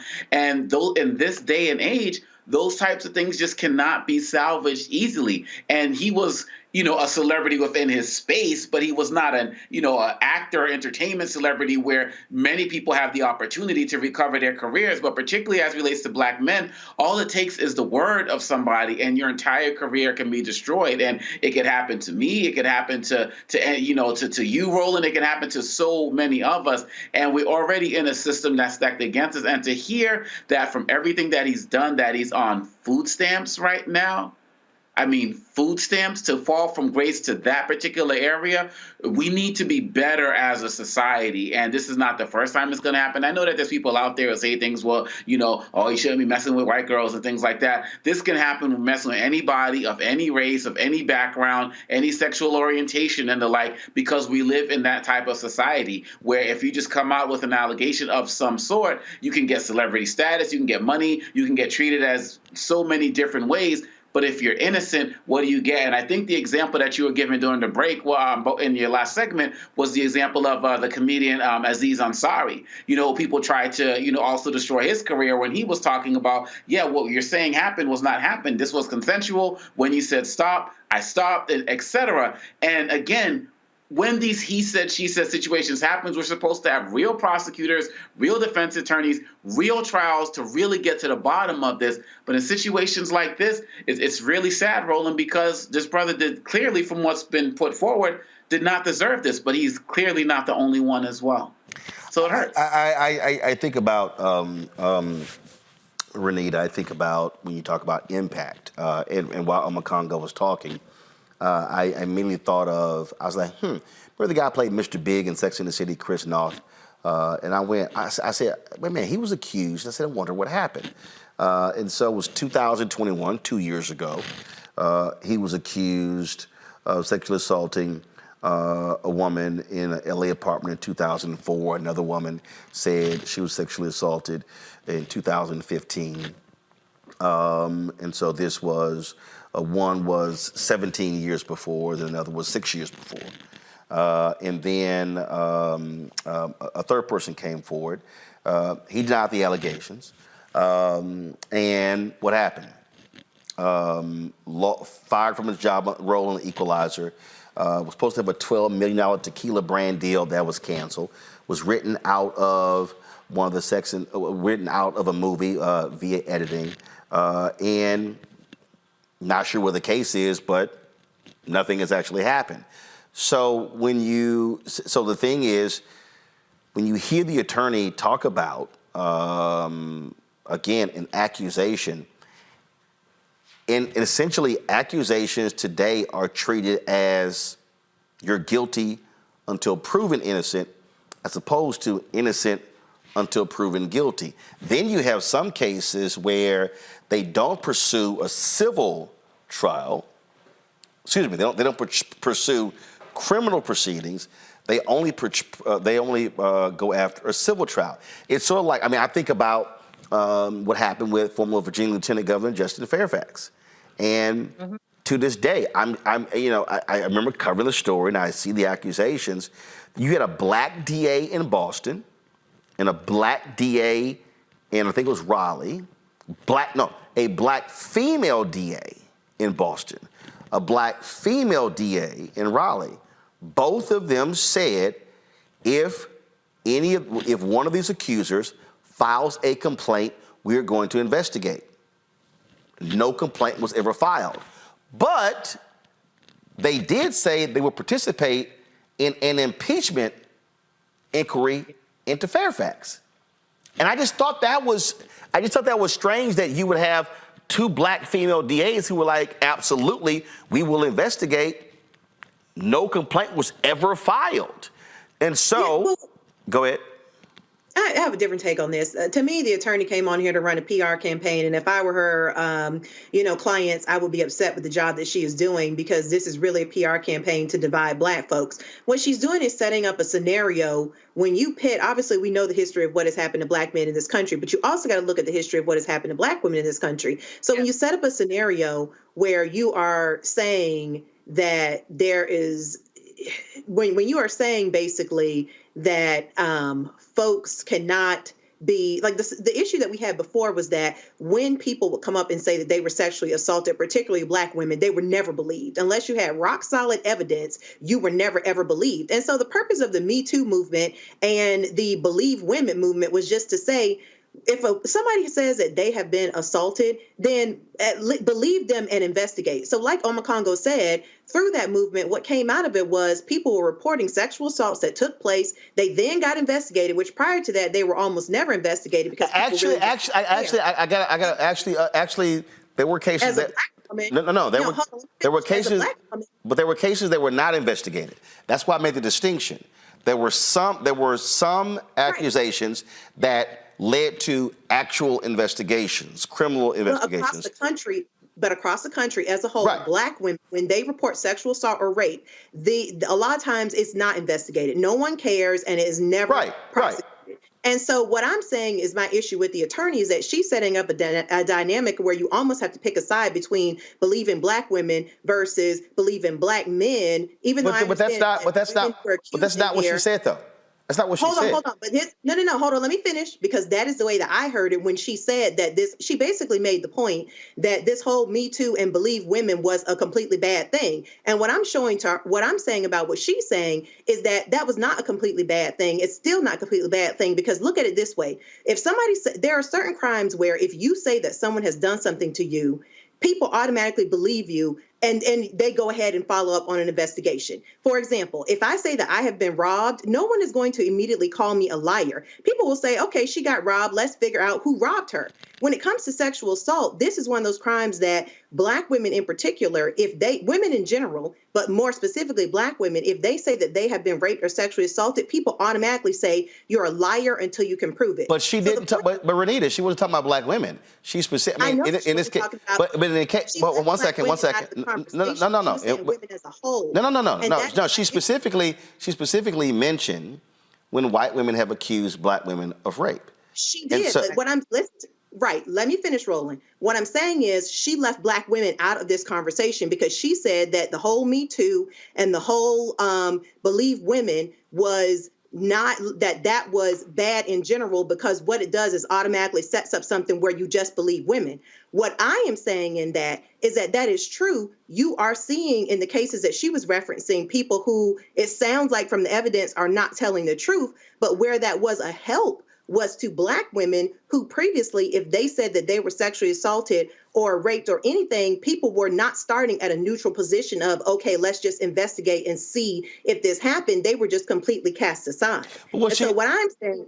But what this is, again, first of all, she was specifically talking about the Adam Foss case, who was an African-American man who was accused of rape by a white woman.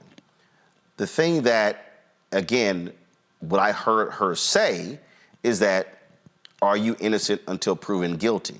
What her biggest criticism is that, as she described, there was no real investigation. You said allegation, investigation. I just gave an example in the case of Justin Fairfax, where there were allegations. 2 Black female prosecutors said, if a criminal complaint is filed, we will investigate. Yet the 2 Black women who made the allegation against him never filed the complaint. So therefore, there was never an investigation. Right. But here's where I'm trying to round the corner for you, which is that before that movement, you would have a complaint. And if it came from a Black woman in particular, I'm aware. It's likely statistically for that to be followed up on. It was never investigated. No, I'm aware of that. So first of all, I don't need to be. But I'm stating what she was speaking of.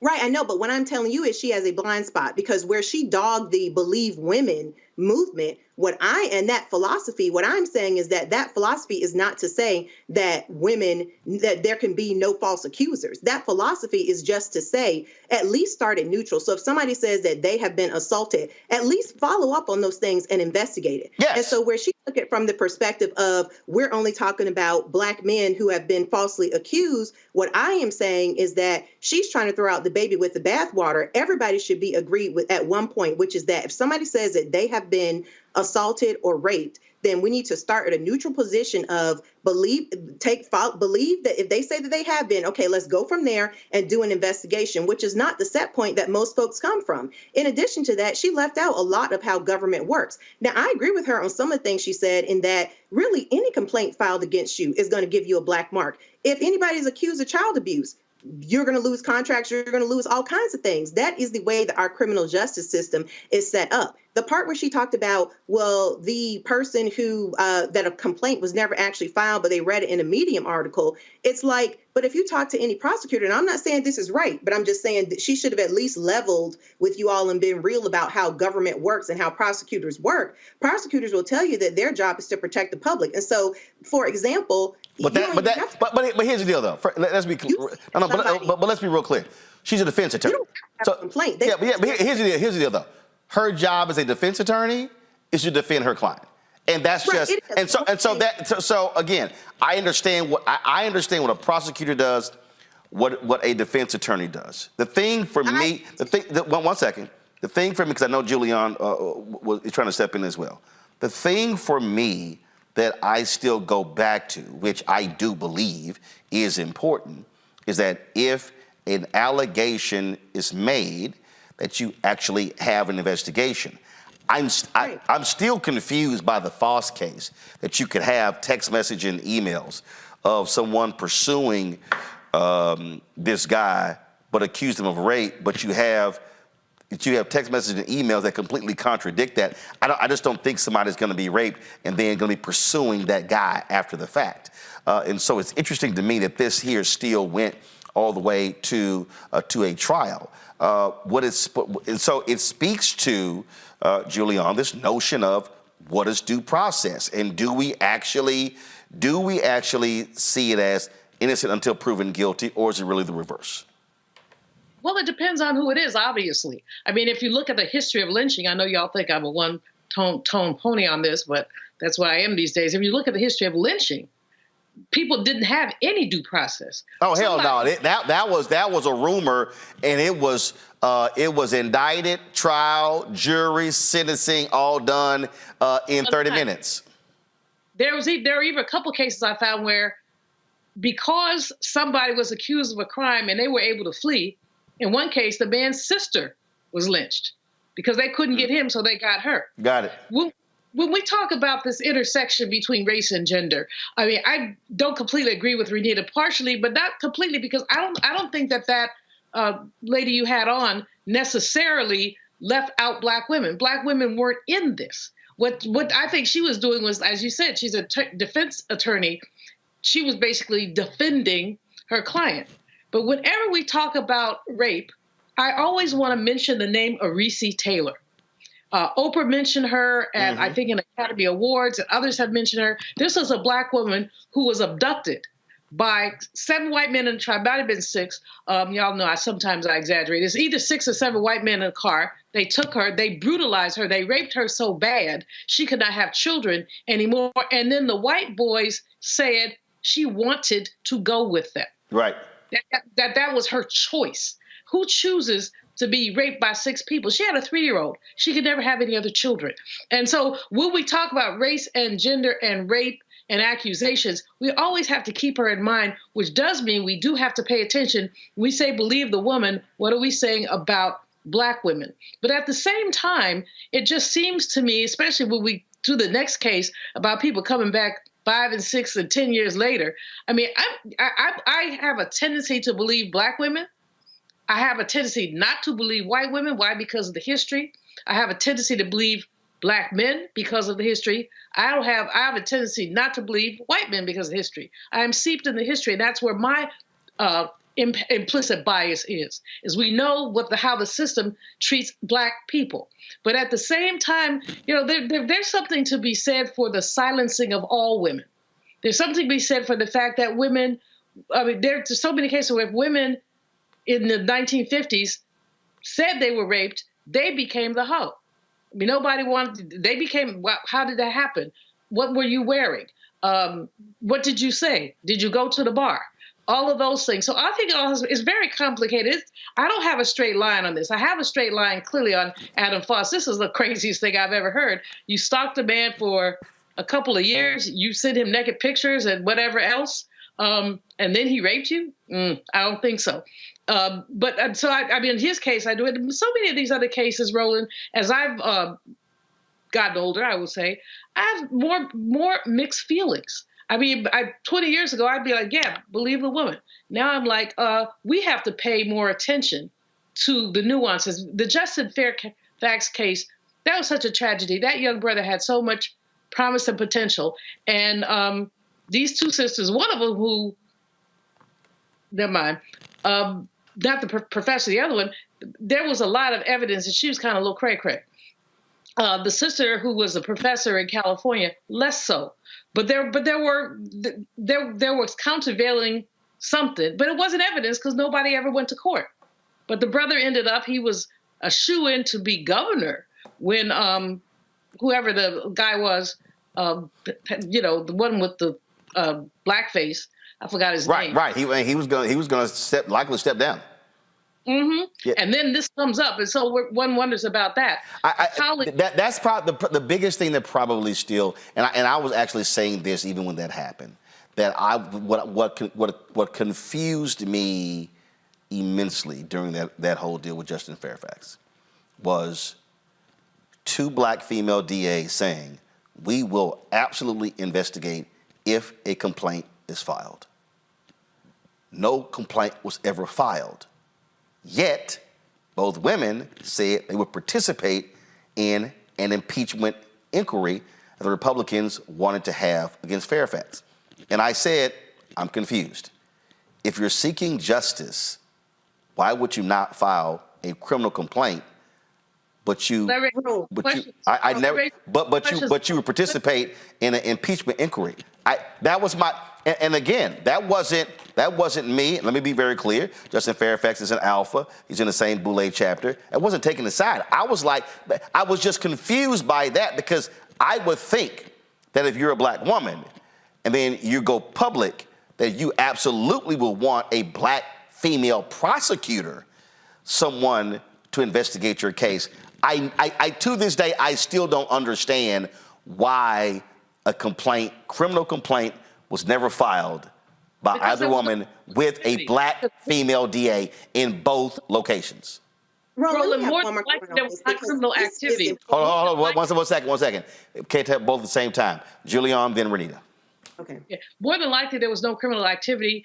One of the things that one of my insiders in Virginia said to me is that look at what the difference will be between Justin as governor and that guy who's governor now. It was Ralph Northam, who was the then governor, and then, of course, when the election came around, Terry McAuliffe ran on the Democratic side, and then, of course, Youngkin won as a Republican. But here's the issue, Roland. When you look at some of the things that were pending, there was a pipeline issue. There was a pipeline issue that Justin did not support and Northam supported. Got it. And one wonders what the oil and gas money was doing behind the scenes. That's all. Renita, go ahead. Yeah, I want to make clear a few things. My comments are not in reference specifically about Justin Fairfax, Majors, or Foss. I'm saying take all those cases aside and the specifics of it. What I'm saying, number one, to what you just said, Roland, about why people wouldn't file criminal complaints, more and more survivors of sexual assault are saying they don't file complaints because all that happens is the police drag you in, go through your whole sexual history. Next thing you know, you're in court, and it's really just embarrassing and re-traumatizing for you. So a lot of people don't file criminal complaints. But Renita, I wasn't speaking in general. Right. Here's what I was still confused by.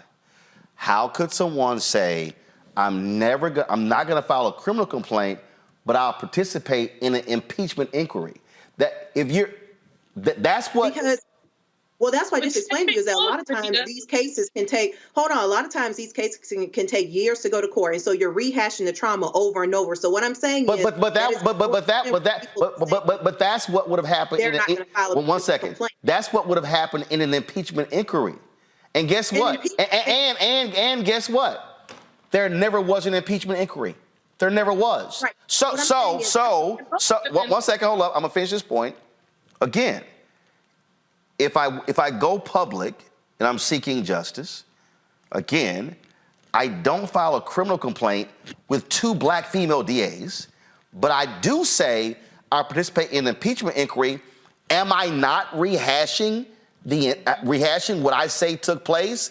And one is a much shorter time frame, and maybe I don't know a lot. One never happened. What I'm saying is impeachment inquiry. Hold up, Julian. Hold up, Julian. Impeachment inquiry is probably a shorter timeline. It didn't happen. What happens it didn't happen, but what I'm saying is when those do happen, they usually happen in the Senate, and they usually are a much more defined time frame. So what I'm saying is that victims have a lot of different reasons why they will or will not report to police. But the comment I really want to make Hold up. I want to finish that before you go to your comment. So if the impeachment inquiry never happened, granted, you never filed a criminal complaint. So you're not going to, because that's a big, long process to go through the courts. I'm telling you, a lot of people are making that decision nowadays. And we saw bills in the Georgia General Assembly having to do with sexual assault that when they required people to file a complaint, a lot of people, including myself, had pushback for that because the process has not been worked out for how to deal with people who have had something happen to them. Right here in New York in the Adam Foss case, the woman filed a complaint. First of all, she wrote a piece in November 2020, but it was finished 3 years later. November 2023 with an actual trial.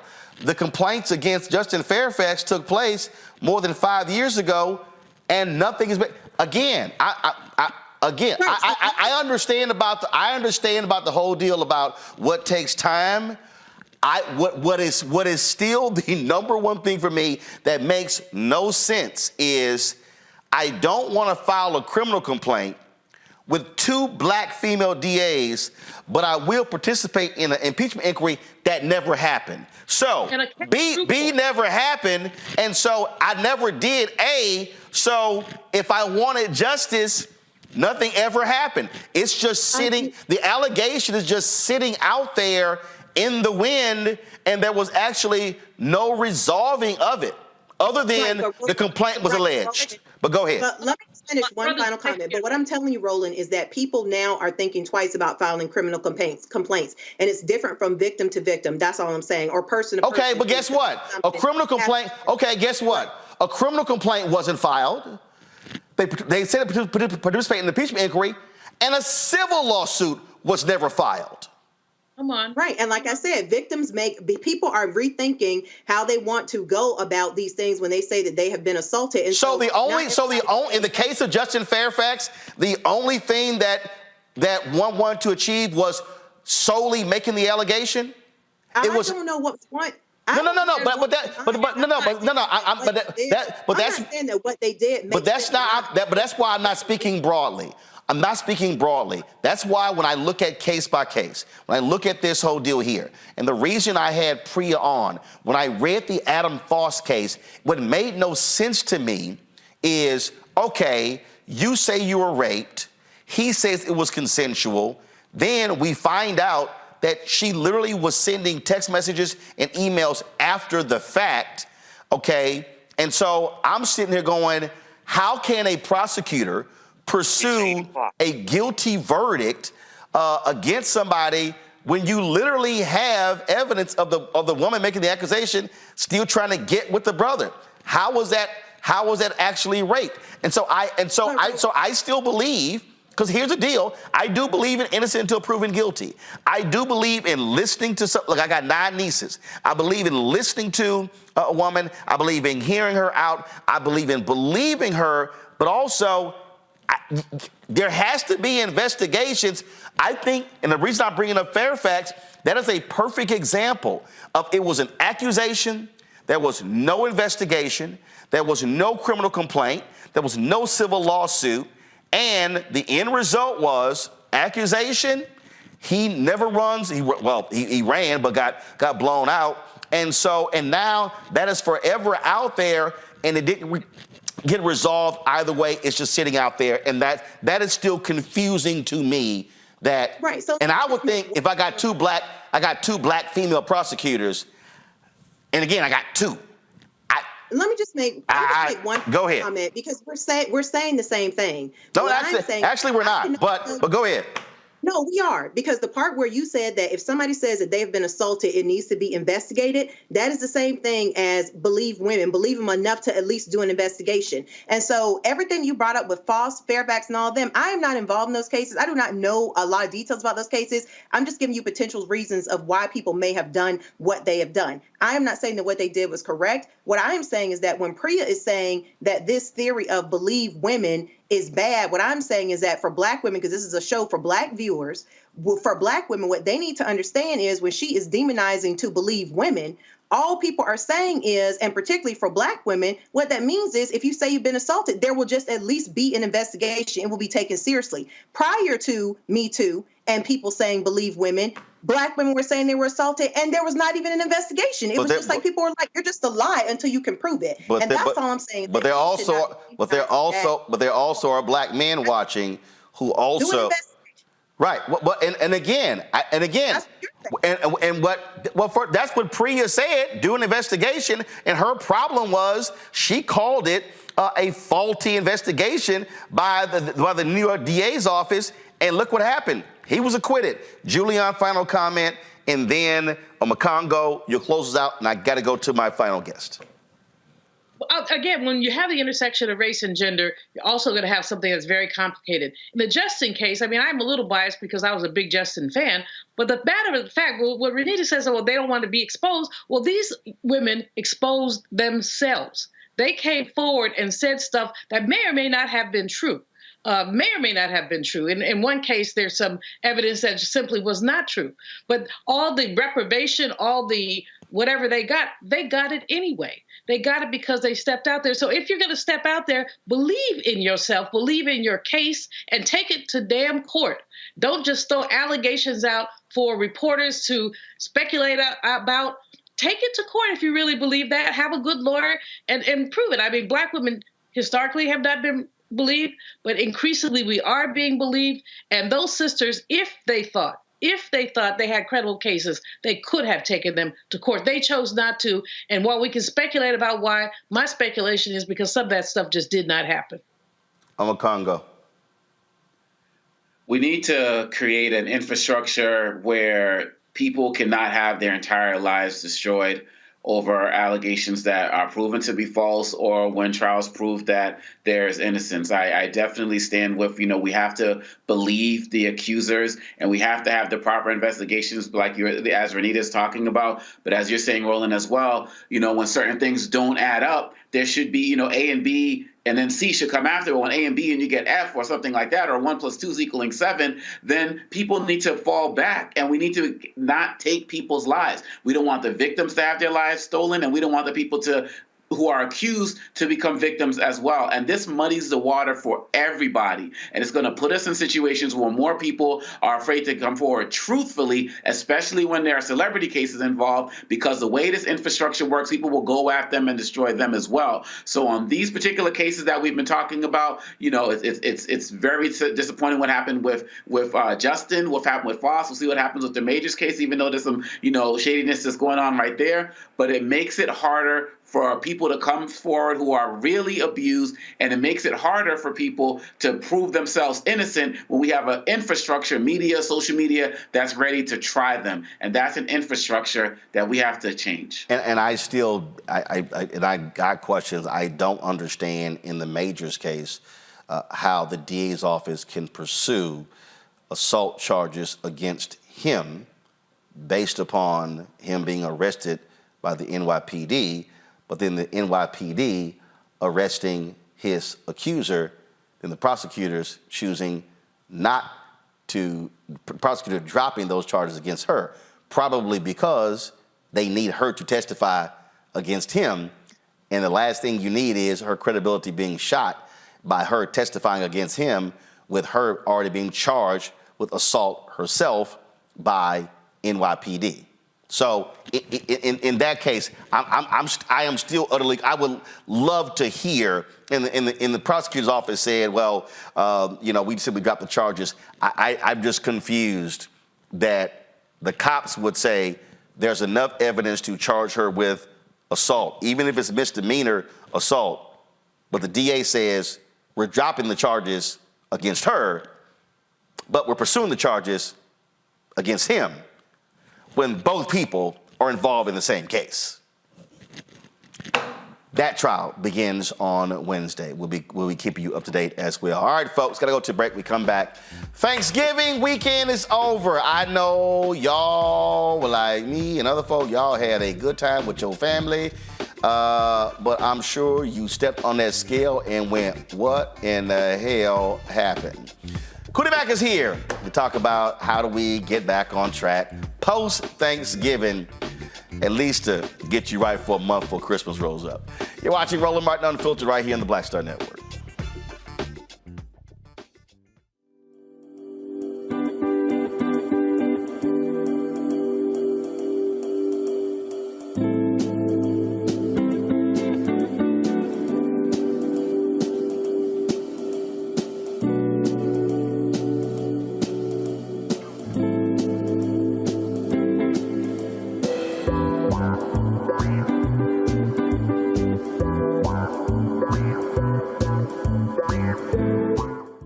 About blackness and what happens in black culture.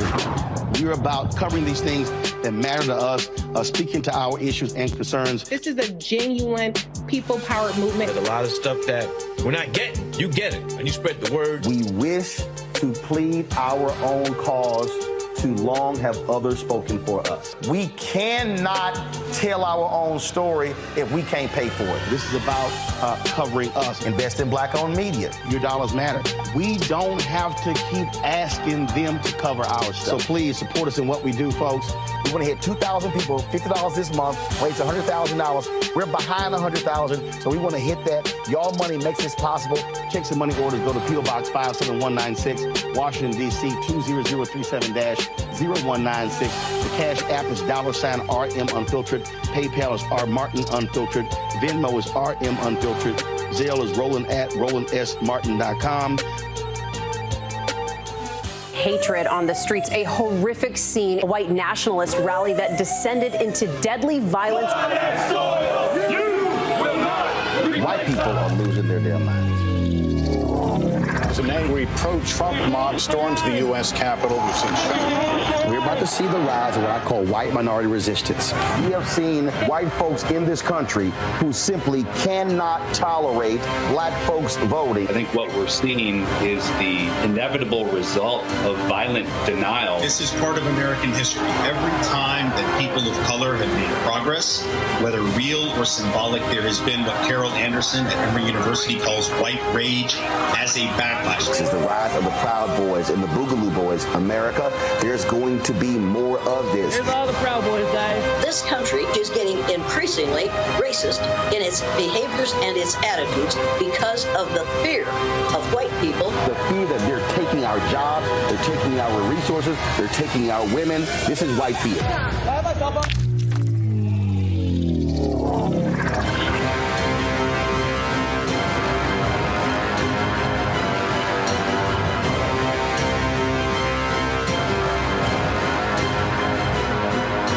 Hi, I'm Dr. Jackie Hood Martin, and I have a question for you. Ever feel as if your life is teetering and the weight and pressure of the world is consistently on your shoulders? Well, let me tell you, living a balanced life isn't easy. Join me each Tuesday on Black Star Network for A Balanced Life with Dr. Jackie.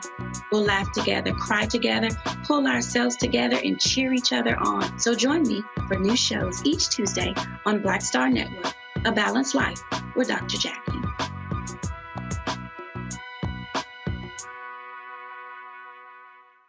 Bruce Smith, creator and executive producer of The Proud Family, Louder and Prouder, and you're watching Roland Martin Unfiltered.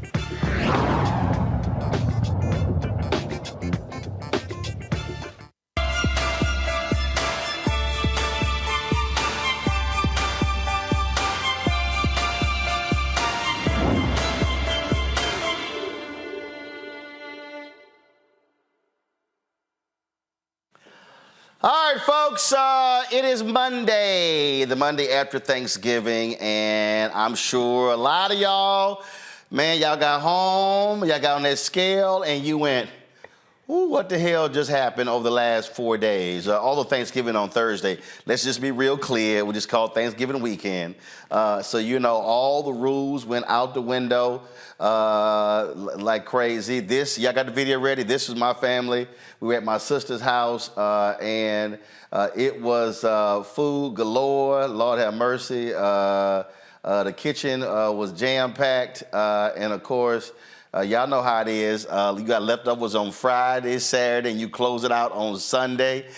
You take the stuff and you figure out other stuff to hook it up with. And so now, what do you do after all the damage has been done? Cootie Mac joins us. Glad to have him on the show. All right, so somebody sent me, so I saw somebody post a lymphatic detox massage or something. People were saying, oh, you need to be doing a detox.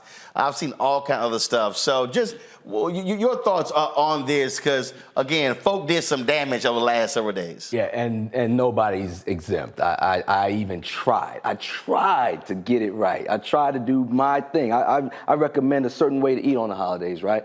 And then my brother invites me over the next day. He's like, hey, I want to cook for you and baby girl. I'm like, okay, cool, we go there. You got games, you had NFL games, college games. And it was one vegetable side and like 5 carb sides. I'm not trying to roll you saw some vegetables? No. I look for the vegetables. No, I saw some yams. See, that's not a vegetable? No, man. Oh. And see, that's the that thing. was a corn casserole. That's not a vegetable? Nah, man. Okay, I'm trying to think. I think I saw some green beans. Okay, green beans we can work with. Right, I saw that. You saw it? No, I had some. Okay, all right. No, I had some. I'm saying it was that. I remember that was something green that was present. Right. Yeah. And so therein lies a challenge. So the problem I have with the idea of cleanses is most of the time when most people talk about cleanses, it's always this extreme thing that they're doing. It's an aberration to their lifestyle. Right. And that's not going to be sustainable. Right. I mean, you can do it like I've done. Yeah. Like a 20-day cleanse 3 or 4 times. And it's like, oh, man, lost 18 pounds on a 21-day cleanse. But, all right, what you going to do after the... Eat a French fry and all of a sudden it all comes back. Right. So what I really advocate is eating on program. What I call on program, any food that will take you towards your fitness goal is on program. So depending on your situation, some foods may be different for others, depending on where you are. If you're maintaining versus trying to actually lose weight. Gotcha. And if you're actually trying to lose weight, then you got to change something. Now, again, I get it. It's the holidays. You just mentioned. You've got Thanksgiving. You've got the whole weekend that comes you about after. to have Christmas parties coming up. Oh, my goodness. You about to have all New Year's. Right. Somebody's birthday is just going to fall in there anyway. So all these things are going to happen. So what you've got to figure out is how to navigate these things intelligently as opposed to just trying to do these abrupt, I'm going to just eat how I feel like eating and then slamming out of it. Right. So what you want to do, obviously, you want to eat more fruits and vegetables. The simple thing that I always tell people to do is, if you can, if it's a potluck situation, bring something with you that you know you enjoy, but is green, a salad, some Brussels sprouts. Bring something with you so that you know at least you've got. So let's say, okay, so fine. So you come out of Thanksgiving and they say there was lots of cakes and pies and stuff. Right. So are you saying, all right, today's Monday, go to the store, get you some green apples, get you some, and what fruits to get? Yes. Because that's the other thing as well. Yes. So anything that's in the apples family, if you have an aversion to apples, berries, if you have an aversion to berries, melons, kiwi. So when we say berries, blackberries, raspberries, blueberries. Any berry except for a dried cranberry. Okay, got it. Right? Any berries, any melons, any apples, those will all work in your favor. Drink a lot of water. You got some water right there? Drink a lot of water. Yep. And I'll tell you this. We eat at these special occasions like there are special occasions that will never occur again. We just literally named, including Thanksgiving. It's gonna happen again. It's gonna happen. First of all, Thanksgiving in November, Christmas in December. You know what's gonna happen with King Holiday in the middle of January. New Year. 2 weeks later, it's gonna be Super Bowl. It's gonna be all that. It's always gonna be something. So when you think about it from that perspective, but the thing is, a lot of us eat like it's a special occasion when it's not a special occasion. We feast, we go to restaurants, we do all these things when it's not a special occasion. So what you want to do is you want to make at least half of your plate fruits, vegetables, preferably raw. So like salad and some fruit, whatever those options are. You want to make a quarter of your plate cooked vegetables. Okay. And then that last quarter of your plate, have at it. Whatever. Now, how many? Okay, so how many? So my man Terry Starks, he's a firm believer is you eat 5 times a day, but in terms but much smaller meals. Because what he says is that he says, look, when you're eating 5 meals a day, and again you're regulating. So like he may have one thing he talked about was, let's say, 4 ounces of a meat, and then let's say 1 cup of a vegetable. He said, but if you're eating every 3 hours, then you're not starving your body, and you're drinking water in between. So he said portion control, because you said it, have your game plan. So for what you're saying there, still your portion control. Portion control is tough when you're talking about foods that you're addicted to, though. Yeah, I had the portion control straight on Thanksgiving, except that table where my mama's pineapple cream cheesecake was. Exactly. Then it all goes out the window. There was no portion control. There is no portion control. Whenever that cake is involved. There is no such thing as portion control when it comes to addiction. So what I always tell people is, but if you know you're going to go to this special event, you know you're going to go to this dinner, grab an apple or something on your way there. Eat something. What we like to do is we like to say, okay, I'm not going to eat until Christmas dinner. I'm not going to eat until Thanksgiving dinner. Well, then you're starving yourself. So you starve yourself. So when you get there, it's no matter what your game plan is, it's out the window. Okay, but so here's the whole deal. Bottom line is, folks did it. So now you're back. Right. So I think today I had an early flight out of Houston. So it's like 6:30 in the morning. Mm-hmm. So I think I grabbed bacon and egg sandwich. Didn't do chips or anything on the plane. Got hold of the protein drink. And then I said, okay, let me drink this and try to get as much water. So again, coming back, and when I leave here, definitely run by and get me some green apples. So again, now that you're back in the mix, okay. What you want to do is you can't continue the post-Thanksgiving thing for the next 48 hours. You can't. So what you want to do is eat circumspect as you go. You know, eat so even the days of the holidays, eat normally, and then let these aberrations be aberrations. Like I said, fruit is your best friend. So you just eat some fruit, find the fruit you like. I mean, so get you some fruit, put it in. But also, how much though? So put it like in a container. So if you do, okay, so let's say if I got some blackberries. Let's say I got some blackberries, some raspberry. Boom, I throw in a green apple. So when I do my protein shake, should I do a banana in my protein shake? No bananas. At all? No bananas. Okay. The bananas will do you dirty because bananas are starchy carbs and they're gonna trigger all those addictions. They're gonna make you start going wild anyway. But here's the thing with fruit. I've never had to tell somebody portion control the apple. If I give you 5 apples that you love, you're gonna eat one and you're gonna say those other 4 are nice. You know what I mean? You don't do that with cookies. We don't do that with pretzels. Right. So the foods that are great for you, like even your water, you're pacing yourself. You didn't just kill that whole thing. Unless it was a hot day and you just finished working out, you're just gonna sip your water. Any food that's really on program, you will not consume addictively. So just take as much as you want, and you'll find yourself looking at it like, okay, I had an apple, I had some berries. If I gave you 10 pounds of strawberries, you're not gonna eat all 10 pounds. Right. You'll eat as many as you need, and you'll put the rest away. Questions for the panel. Let's see here. Let's see who probably lost their mind for Thanksgiving. Julian, you know you did, so go ahead and what's your first question? You know you did. I did not lose my mind. I went to somebody's house and had a nice balanced meal that included capon, 3 vegetables, excuse me. No, I did not. I don't eat crazy. But how many glasses of wine you had? That's another story. See, right. See, I knew. See, she thought I was going to lose my mind with the food. I knew the alcohol was involved. There's always something. Go ahead. I had a couple of margaritas, maybe 3. But that's another story. My question, I mean, you're talking about the cleansing. I don't believe in I'm with you about this episodic cleansing and living right for about 5 minutes and going back to your old habit. So going forward, we got about 6 weeks of partying between Christmas and then Super Bowl, Dr. King, New Year's. When you said people should, what am I trying to say? What guideposts should people take with them no matter where they are? You talked about the apples. There should be something behind my head is always veggies because I love veggies. I always try to have more veggies. What's the guidepost that you would suggest people have behind their head as they go to these groaning tables of wonderful looking food? And Roland, next time invite me to your mama's house, I'll eat more. Girl. So here's the deal. If you look at your plate as a pie chart, 50% of that plate should be raw fruit or veggie options. 25% of that plate should be your cooked veggie options, your roasted Brussels sprouts, your green beans like Roland mentioned. That last 25%, have what you want.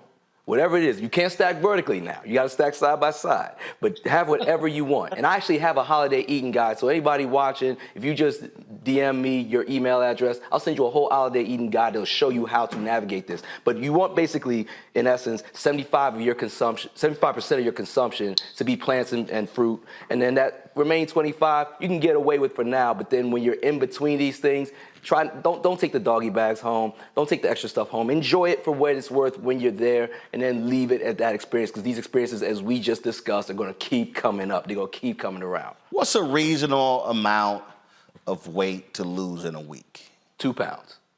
Two. So you can do more. So if you weigh yourself today and you down 2 next Monday, that was a good week. Yeah, it's a good week. Now, what I would also tell people, now we've got these scales that give you your body fat percentage. Pay attention to that even more than the weight. If you're losing 0.5% body fat percentage, give or take 1. Let's just say 0.4. If you're losing that and losing weight, you're losing weight the right way. If you lose weight and you see your body fat percentage go up, you're actually starving yourself, and that's going to work against you in the end. Okay. All right. I'm a Congo. Yeah, Mr. Mack, I really appreciate all of the work that you do and your messages online and the like. As you're talking about the fruits and vegetables, do you distinguish between, one of my challenges when I'm traveling is the whole difference between, organic versus non-organic. Are there, weight concerns or sugar concerns that we should be dealing with when it comes to non-organic versus organic fruits and vegetables as we're trying to work our way back to where we want to be? That's a great question. Ideally, organic foods are better, but at the same time, sometimes they're more expensive. Sometimes organic, it all depends on where you're starting, because if the seeds are genetically modified, they're not really organic to start with. If the fertilizer isn't organic, then it's still not technically organic. So what I would really advocate for people to do is get in the habit of eating vegetables, then get fancy about it after. Renata. Thanks for being on. This is very helpful information you're giving us. So my question is, a lot of times when we know we're going to have a huge meal, family meal, whether it's Thanksgiving or Christmas, a lot of times people's strategy can be, I'm not going to eat anything all day because I know I'm going to have a huge Thanksgiving or Christmas dinner. Boom! You just made a mistake. That was my question. Do you think that is a good idea, or should people eat small meals so that you don't eat that much when you get to Thanksgiving or dinner? Just talking about this one day, not every day, but just Thanksgiving. It's a horrible idea, because when you starve yourself, whatever rules you walked in the door with will go out the window as soon as you get access to whatever the first thing it is that you eat. You don't want to trigger your addiction. We're all addicted to sugar. And at the end of the day, if you really break it down and look at what it is that pulls us to most foods, it's either sugar, salt, or fat. So what I would say is eat as normal. Maybe don't eat as heavy. Don't eat as big a breakfast. But again, I talked about fruit earlier. Eat some fruit. That's something that's painless. You won't overeat it. Find a fruit that you enjoy, so you enjoy the process. You're not forcing yourself to eat something you don't like. And then drink some water. And then when it comes time, you can actually look at the food and enjoy it. If you break it down the way I told you, so you have like that 50% of your plate, which is fruits and raw vegetables, i.e. salad, 25% of your plate, which is vegetables, and then 25 being that other thing, you really pick and choose, and you'll start to eat these things and enjoy the bites. When you pay attention to when you just pile your plate and just eat, you'll just be shoveling. Anytime you are eating, I want to make sure this is clear. Anytime you're eating in an addictive manner, where you just are just shoveling food, just mindlessly eating, that should be a key and a trigger to you to let you know that you're eating the wrong thing the wrong way. Because we don't do that. Like I said, me and Rose sitting here right now, that bottle of water, he's just taking cool sips every now and then. Damn, I wish I had some Chips Ahoy. But if it was a lemonade, he would have crushed that. If it was a lemonade, he would just killed that and been looking for another one. So that's how you know. Our bodies will tell us all the time. Matter of fact, you never eaten a salad or apples and then caught the itis. Never once. Never once. But if you eat a bunch of potato salad and yams, boom, you just knocked out. Your body's telling you what's going on. And our bodies tell us all the time. We just normalize those things and call them cute names like the itis. But really, pay attention to what your body's telling you when you're eating. Last point. Folks are, I love the people who go fitness crazy. And you always say, bottom line is, look, losing the weight is 80-20, changing what you eat and how you eat as opposed to the fitness piece. So Thanksgiving is now over. And again, for the people who again, you could try to go crazy, think you about to go through this whole circuit deal. What would you say to folks right now? Just do a basic walk? Just to get your body moving? If you get your heart rate moving, if you were to check your heart rate and it's at about 145 beats per minute, if you were to sustain that for 25 minutes, that's all you really need to burn fat. Going up a flight of stairs will take you to that level. What I would always recommend to people is, the dirty little secret is if you're eating on program, you're actually cleansing, because on program foods go through your system in 24 hours. You drink that bottle of water, you're gonna go to the bathroom in a couple hours, right?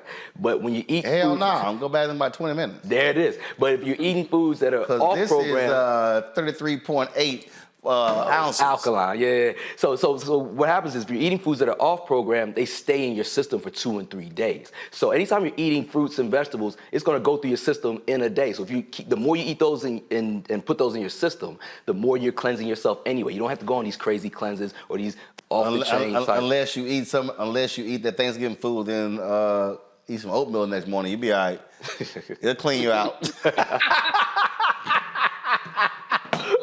Or some prunes or something. But it's no need to put yourself through something that feels unpleasant. You know, what I want you to do is find the stuff that you enjoy that's on program. If you need help with it again, just DM me. I'll gladly. Because that's also what happens. I think what happens when you look at some of these, when you talk about some of the food stuff, is like when you looking at it, you like, damn.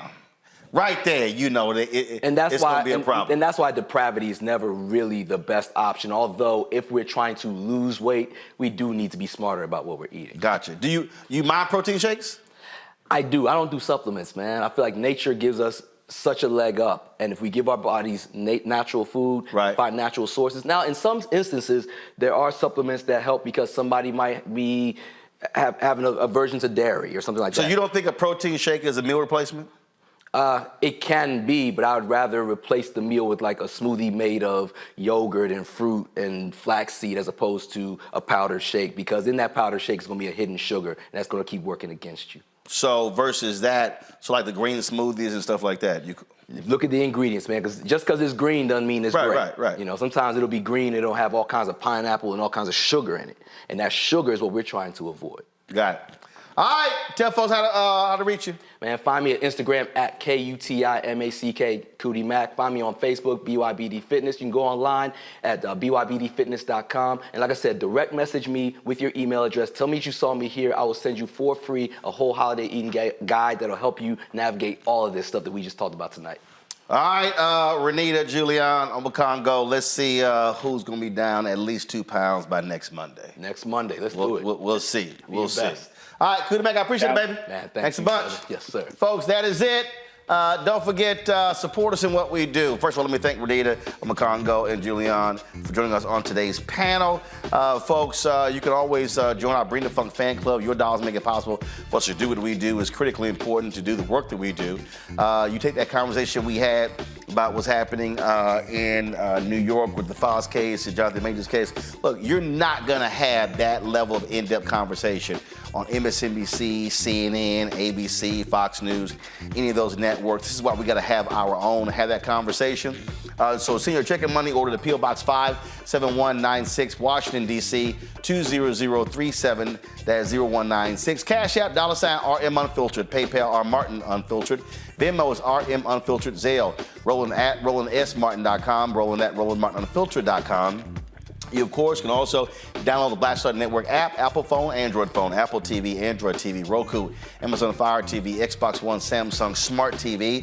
You can watch our 24-hour, 7-day-a-week streaming channel on, of course, Amazon News by going to Amazon Fire. Then go to Amazon News. You can tell Alexa, play news from the Black Star Network. You can also watch us on Plex TV, Amazon Freevee, as well as Amazon Prime Video. Go to their live TV grid. You can watch our news channel right there next to all the others. And don't forget to get a copy of my book, White Fear, How the Browning of America is Making White Folks Lose Their Minds, available at bookstores nationwide.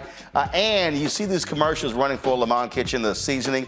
If you actually go to, it's on my social media. I thought I had the graphic, but I don't right now. If you go to You can go check it out. The seasoning, give me 1 second. You get $10 off if you use the promo code RMU. So if you go to, again, Lemond Kitchen, the gift box there, Lemond Kitchen, LEMOND kitchen.com. Again, that's the commercial right there. Pull the audio down for me, thank you. And then use RMU, the promo code. You'll get $10 off of that seasoning. So there you go. Folks, that's it. I'll see you tomorrow right here on Roland Martin Unfiltered on the Black Star Network. Holla! Folks, Black Star Network is here. Oh, no punches! I'm real revolutionary right now. Support this man, Black Media. He makes sure that our stories are told. Thank you for being the voice of Black America, Roland. Stay black. I love y'all. All momentum we have now, we have to keep this going. The video looks phenomenal. See, this difference between Black Star Network and black-owned media and something like CNN. You can't be black-owned media and be scared. It's time to be smart. Bring your eyeballs home. You dig?